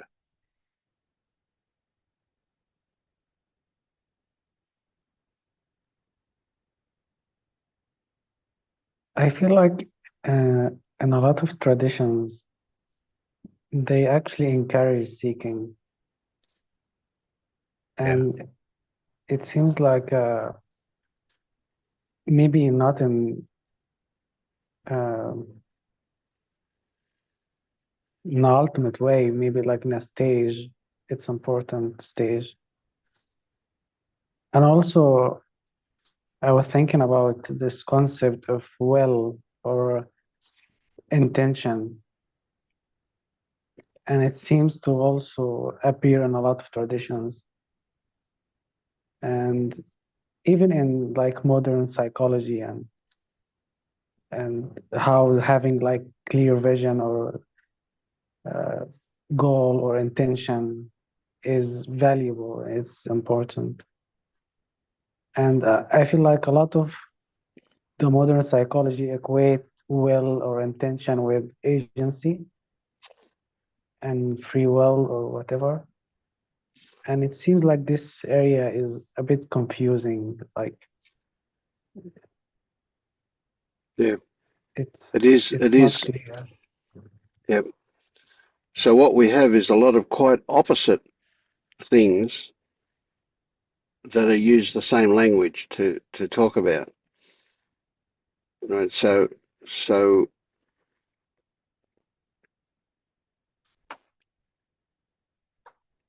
for example, purpose, having a purpose in life. Right? Obviously, that to me, that's a construct that we're just going to overlay reality with, this idea of a purpose. Yet, you, every psychologist in a traditional sense would say a purposeful life is really important. So it's like we have to decide whether we're doing this inside the dream or outside the dream, or rather in a different dream. But regardless, so if we're inside the dream, it's important to have purpose. It's important to have self-worth. It's important to feel good about yourself. All of these things exist. And yet, if we come to this, I call it tradition maybe, we go, there is no purpose and there is no self to have self-worth. And it ends up with the same thing, but in a different way than what the psychologist would give you.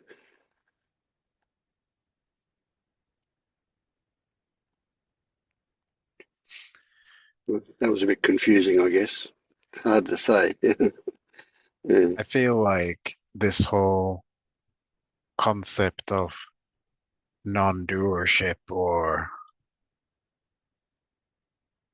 the lack of free will or all of these things can create some confusion um, if it's something we try to do rather than just seeing the the gifts in understanding it. So, if you understand that ultimately there is nobody doing anything, then you still it still feels like you're doing stuff. It doesn't feel like you're a puppet just being Mm. puppeted. But the gift there is that you no longer need to carry guilt shame, blame, expectations, attachments to outcomes, because you know that there isn't Mm. anybody doing anything.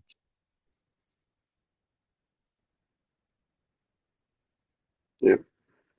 That was a huge one for me. I carried a lot of shame and blame uh, for my upbringing and things like that, and to kind of let that baggage go was a huge relief.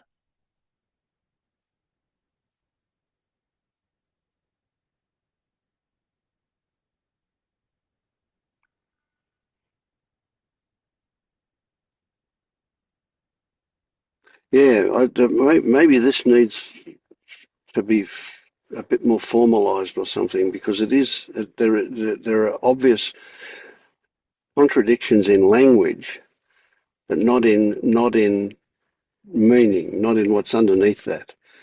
Right. So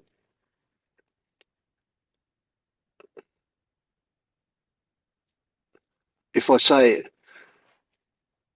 I have confidence in who I am, it's not right. But yet the expression of that exists, but not with those words. Right? So I don't. So if we go, well, a low self-esteem means no self-confidence,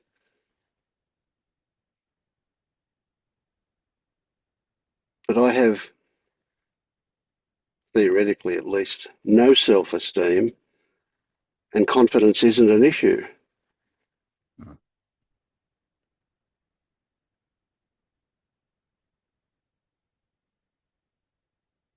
And it's crazy, isn't it? It's really hard to put this into a proper way of expressing it.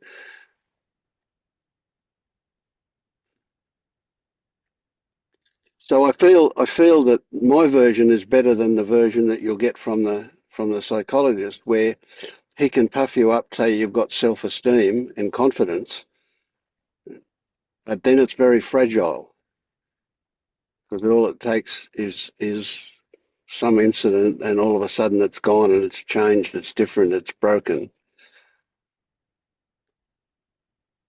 Whereas you can try as much as you like to break mine, and it's nothing to break. So I don't know. Yeah, we definitely need to. This is a great subject to talk about, to explore, to look at. Very, very valuable, that one.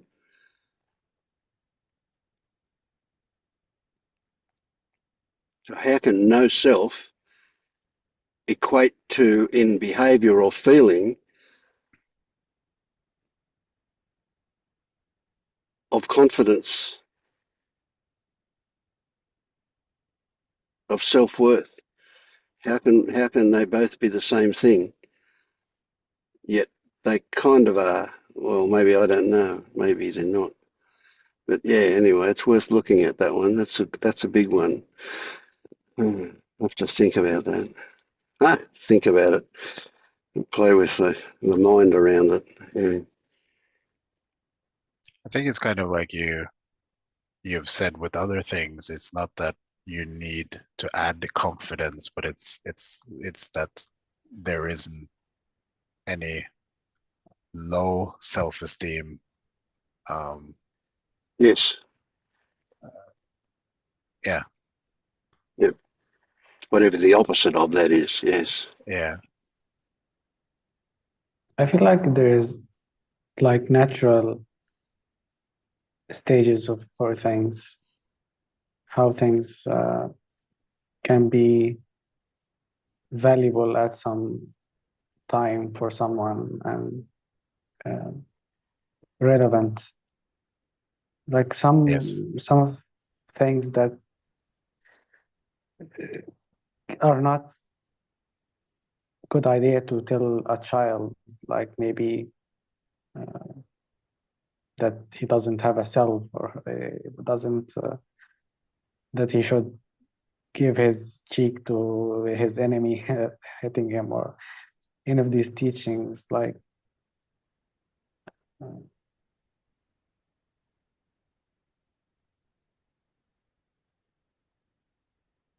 and I can't really say like how to know like what's relevant to me right now to see or important for me. Things just happens when it's time for it, I suppose. It's like you can listen to a 3-hour conversation and then two sentences stick from that 3-hour conversation, and then those two sentences was relevant for you. It's not something we can know until it happens, I guess.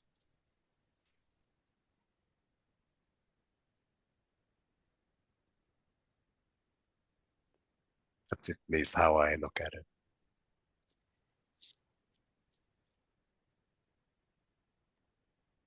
I wonder if this confidence is more like trust. Like you often say about trusting life, trusting this life force. Like I'm not confident in myself. It's like I'm riding a dragon, and it's a dangerous thing, a risky thing, but it's a dragon. Mhm. It's something bigger than me. I feel like it's, the low confidence part it's when the self is involved, and when it's not involved, confidence is not an issue. It's just Yeah. nothing. So it's like when we identify with the self, um, that's the only time the concept of confidence is really relevant.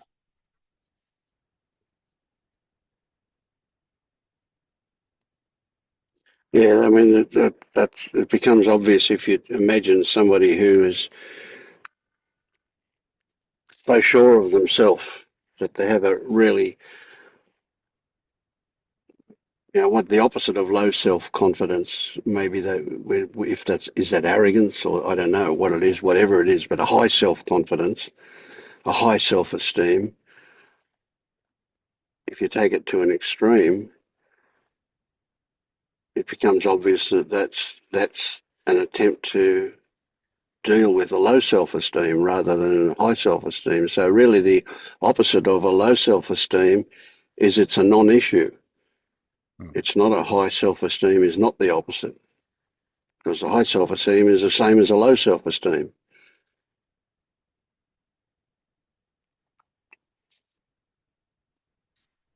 I could also say that low self-confidence is tied to self-consciousness.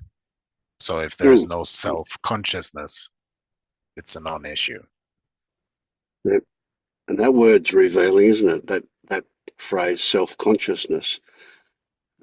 That's really, it's obvious to me that with self-consciousness, we have conflicting stories about this Yeah. self. Or baked into the self,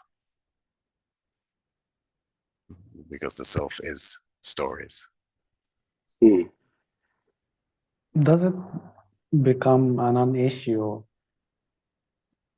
by itself, or by facing the consequences of being an issue? Like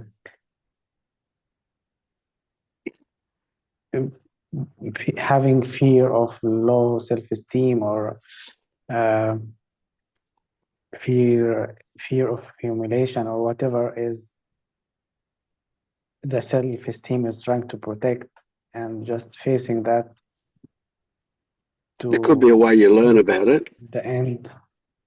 or Yeah. you might discover it in other ways too. But that would possibly recognizing that the imagined consequences didn't eventuate might be a way to learn that that's not the issue,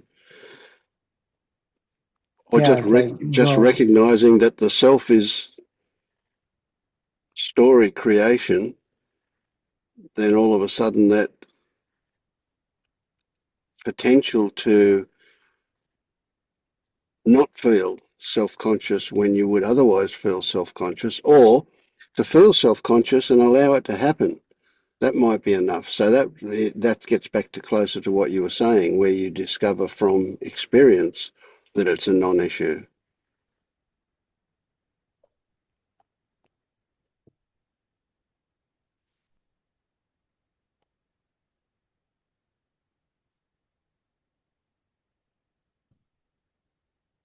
I mean, like, it's also the idea of dying.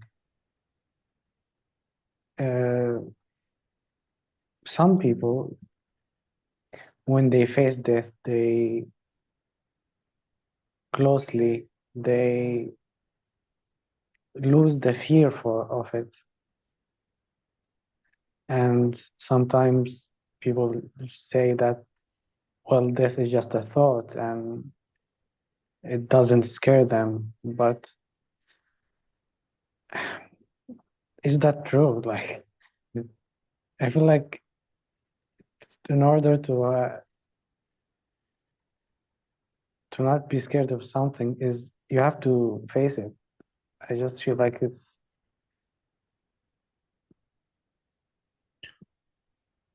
Well, if you can recognize that what you're actually afraid of is the idea of death or the unknown factor of death, you recognize that it's not actual death, it's the thought about it that creates the fear, then at least in my own experience, when that was recognized, death be, it, it didn't become like it became a non-issue. Is this kind of the same thing about believing a, a story, so to speak? Like it just doesn't feel real. I recognize that one moment I'm alive and the next moment I will be dead. And Yeah.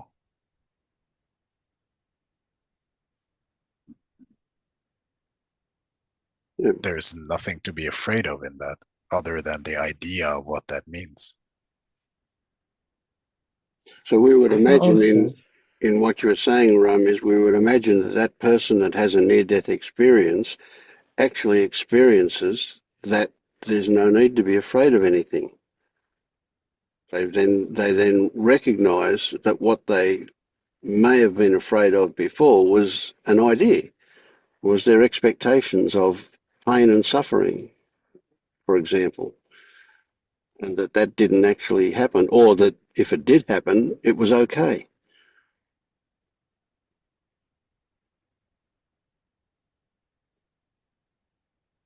So when I get sick, do I spend my whole time wishing I wasn't sick, or do I just go and sleep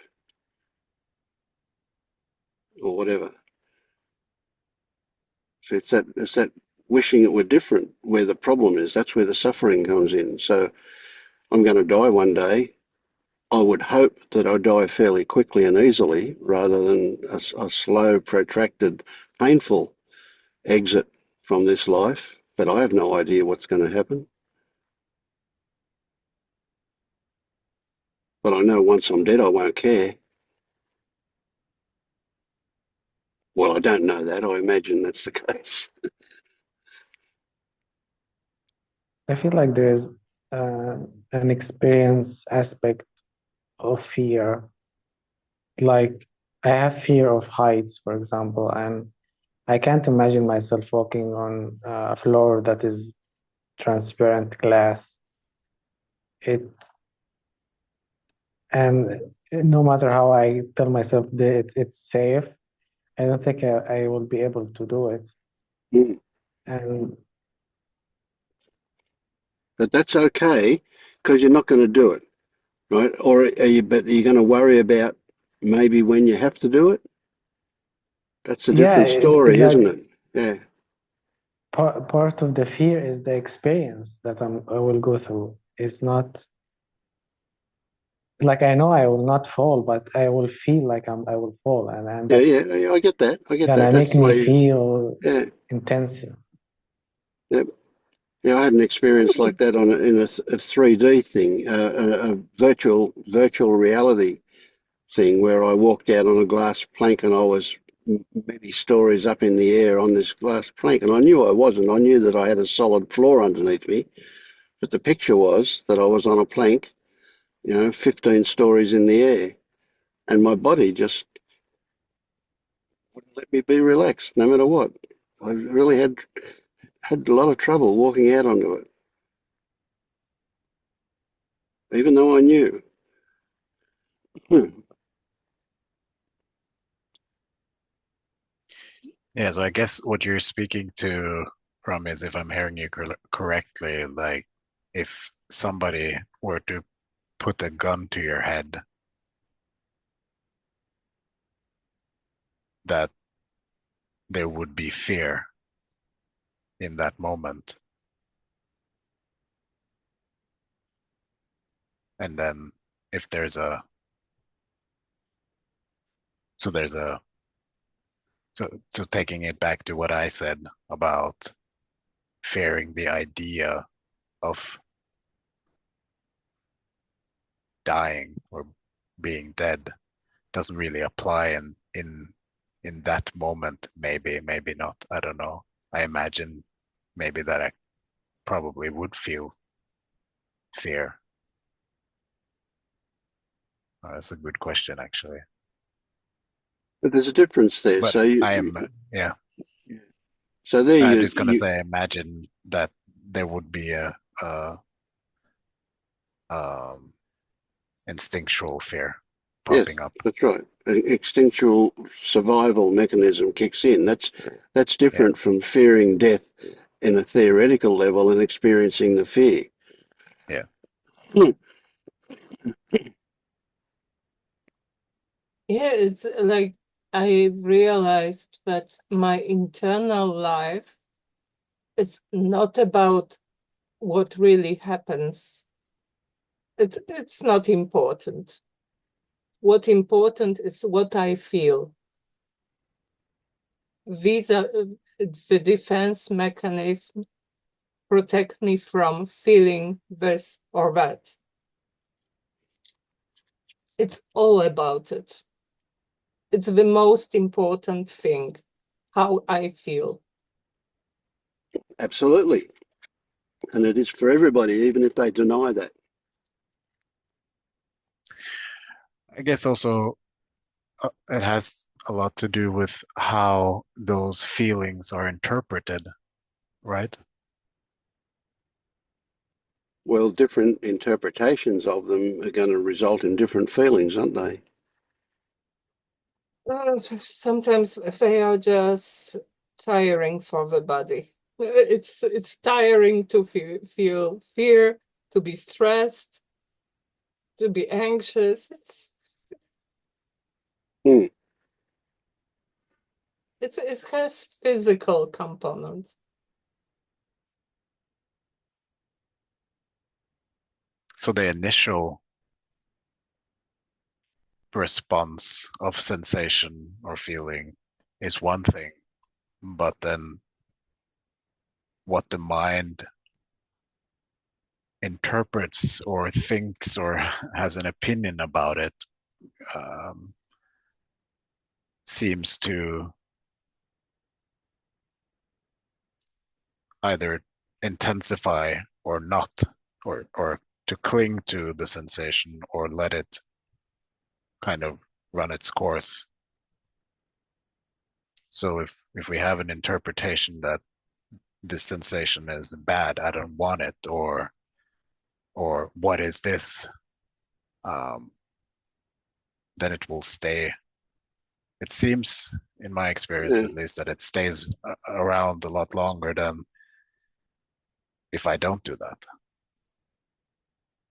yeah, yeah. There's that a lot. Yeah, I had an experience not long after I woke up, and I've told this story before, but I was asked to do the eulogy at my sister-in-law's funeral, and my immediate reaction was, no, I can't do that. It's too emotional. I'll break up. I'll make a fool of myself. Whatever, whatever, you know. But what I did, even then, was recognise that the self was just a bunch of stories that I had about me. So what I said to myself was, I'm going to write a chapter and insert it in the story of Vince. And that chapter was where I could go and do that. So I could go and do the eulogy, and I could manage it okay, and it wouldn't be a problem, and so on. So it would just. So I did that. Didn't really write anything, but I just imagined myself inserting a chapter that said yes, I could do it, and I did do it. Now comes back to what Ramiz was saying. My experience of doing that was that it was fine, and that experience meant that I no longer had that I can't do this story as an active part of the idea of Vince. The experience changed as a result of that. Now, did it take some courage? And I use that word advisedly. Did it take some pushing to go and do it? Yeah, a little bit. Wasn't a big deal, but there was some reluctance to do it. But having committed, I did it. And I broke down, and it was fine. Everything went wonderful. It was a bit of a dream, really. The dreamlike qualities of doing it. Like I have no idea how long I spoke for. I just spoke, and it happened, and it finished, and that was okay. But that changed things for the future. That self-consciousness was weakened as a result of that experience. And I suspect that people who have a near-death experience will have a similar kind of change in the way they look at death, because they've had a near-death experience and it hasn't been the worst they could imagine. They then become a lot more relaxed about it.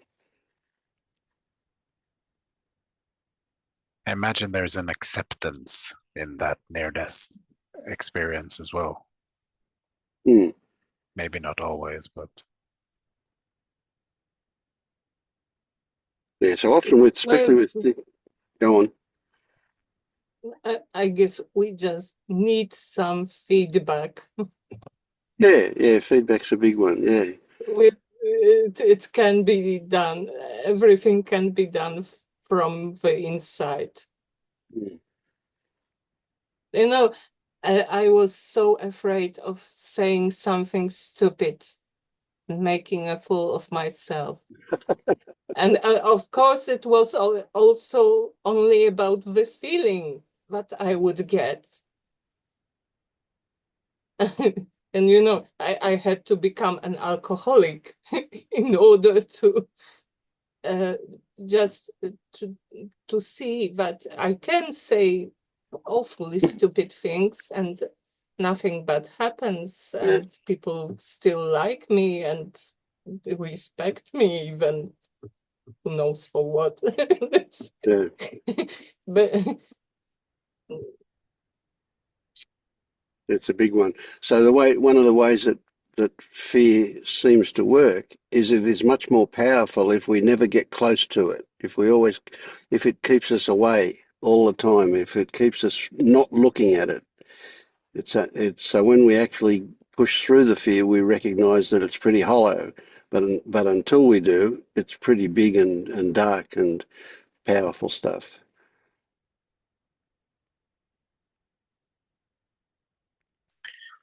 It's interesting. It's brought up a memory that I had recently about how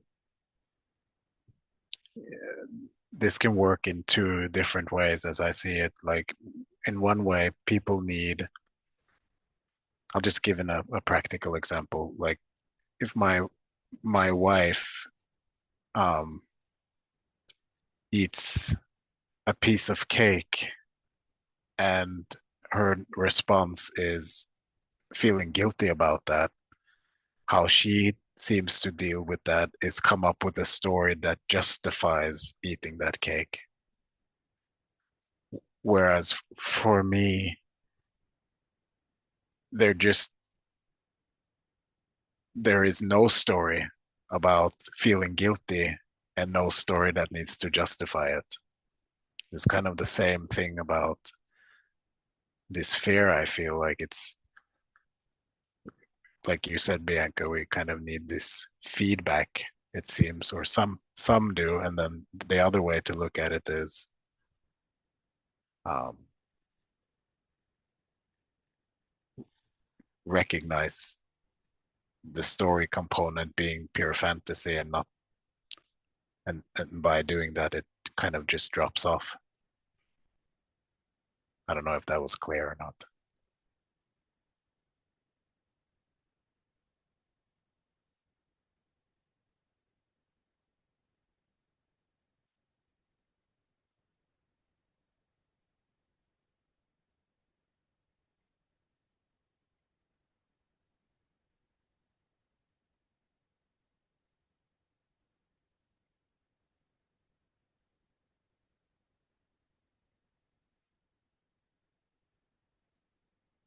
The example was clear, but what you said after that wasn't. Yeah, Mm. it was clear in here. Yeah, yeah.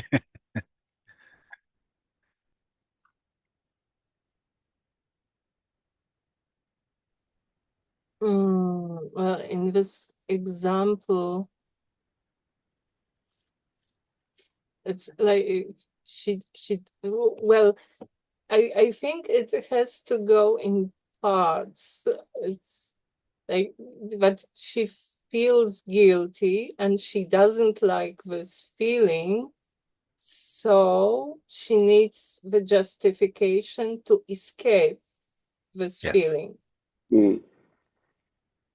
So like the first step for me, it would be to lose the justification part, and if I feel guilty, then I feel guilty, fine. Mm. Whereas for you, Marius, presumably there was no feeling guilty because it's a done deal. What's the point of feeling guilty? So Exactly. therefore there was no need to justify it. That's right. There was no story that eating a cake was bad or a reason to feel guilty. It was just eating cake. Mm. It was no love for the body. It was only a little bit of cake, and it was carrot cake. Yeah.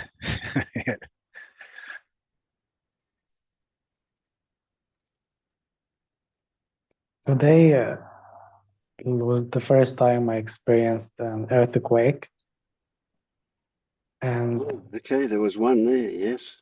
Big one? it's it's similar.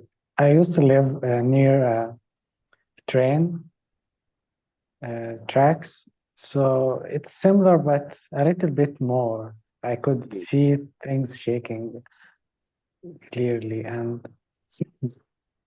But there was an earthquake my, in Cairo. Was it an earthquake in Cairo a couple of years ago that killed 70,000 people? I don't know, I don't remember. Um, my initial feeling was, it's almost like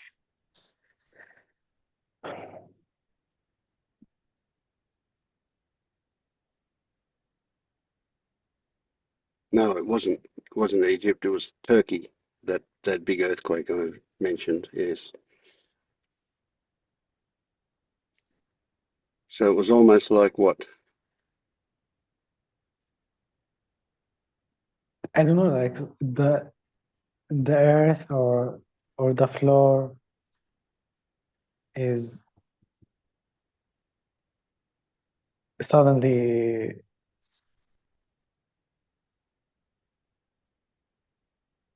there isn't something to stand on. I No, can't explain. yeah, not solid. And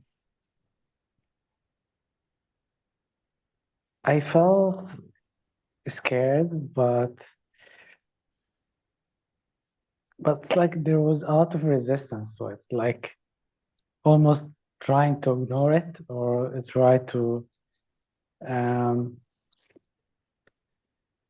I don't know. I immediately went outside to the balcony, and other people was in the balcony as well, and they were people speaking about the earthquake, and it's like there was desire in me to not be alone, and maybe uh,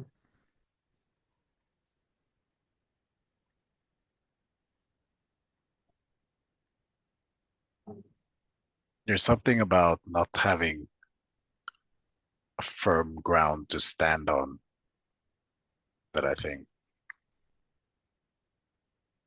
can create a sense of unsafetyness, perhaps. and it's almost also too close to giving up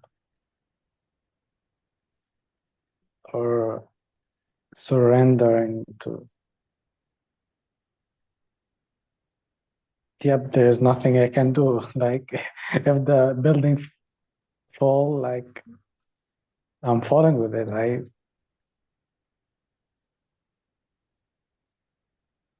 So was there a sense of inevitability or acceptance or resignation or something along those lines? No, it didn't come close to this. Okay. Almost.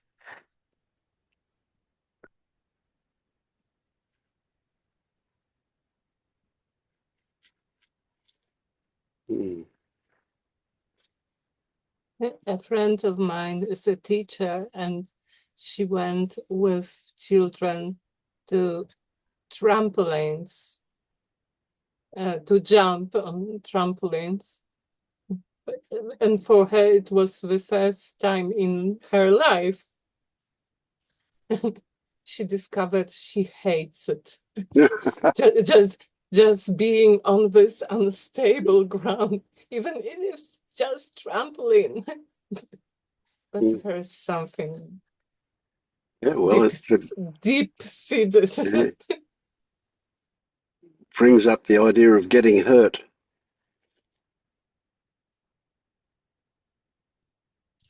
I remember right after my, well, I call it ego death. It's just a concept, but where no, there was there was no ability to form a thought, and so there was nothing to kind of grasp onto or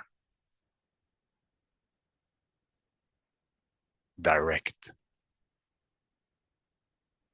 Like there was no sense of direction in a way, and No so it stories at kind of, all. yeah, but it was also an inability to create a story, like, which I now equate in this context text to firm ground. So I I remember that as a fearful period, because there was nothing to cling on or grasp onto for that sense of safety.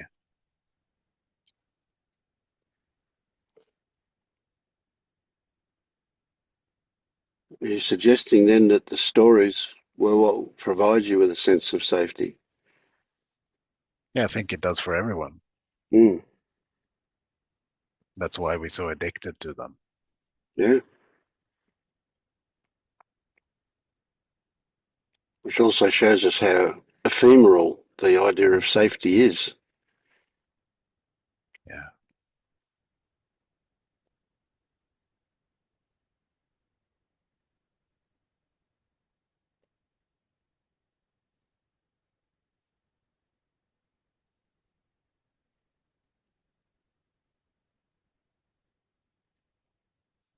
So then would you say, Ramiz, that you have a story normally that the ground is safe or the floor is safe, and this disturbed the story that it's safe. The actual earthquake disturbed that story. I mean, we would never think of having a story about the ground or the floor being safe. We just presume it, don't we? We just take it for granted. But maybe we do that because there's a story there that even though we don't think of the story. A belief. Mm. What does it mean to not have this belief?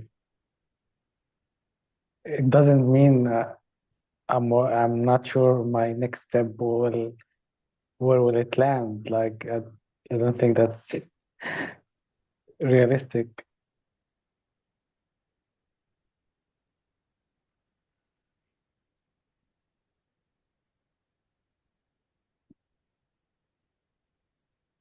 Well, again, it's like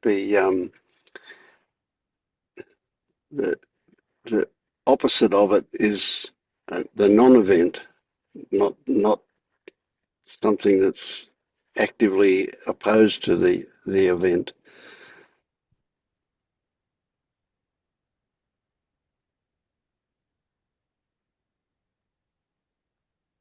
So it's just a non-issue. We don't even think about. We never consider that there's anything unsafe. We just take it for granted. We can walk and take a step and it'll be okay.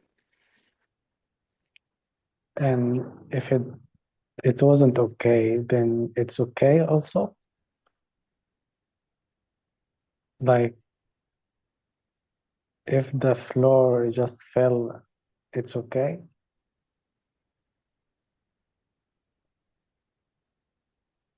Well, it Well, has if to be I okay. Yeah. equate it to the experience I just shared, the not okayness disappeared after a while, even though I still couldn't grasp onto anything.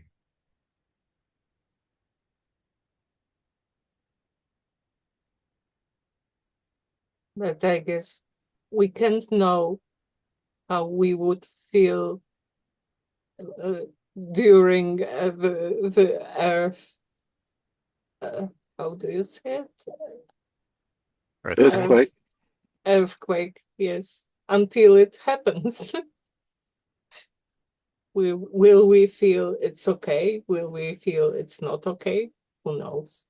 Well, same thing if the floor collapses underneath Ramiz, that's okay because it can't be anything different.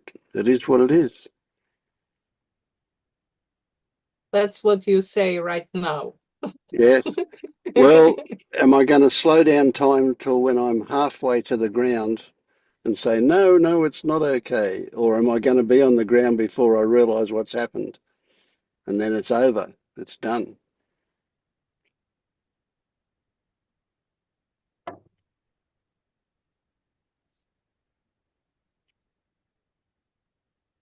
But I guess it's like the the ride at the theme park, you know, my belly will be up in my chest and I'll be having this feeling of falling, won't I? Mm. For a good half a second until I hit the ground. Yeah. All right, I'm going to call it quits in a minute. Mm. So, Ramesh, I'll put you on the spot. Can you think of one thing that you've got out of today's meeting?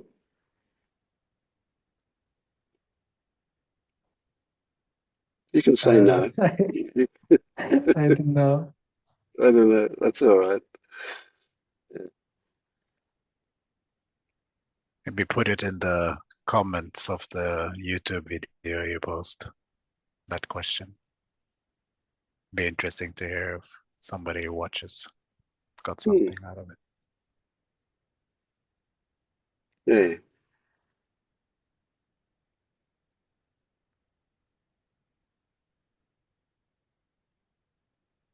All right. Well, I think I'm up for some pumpkin soup for tea tonight, so I'll see you all later. Yep. Bye. Bye. Bye. Good to see you.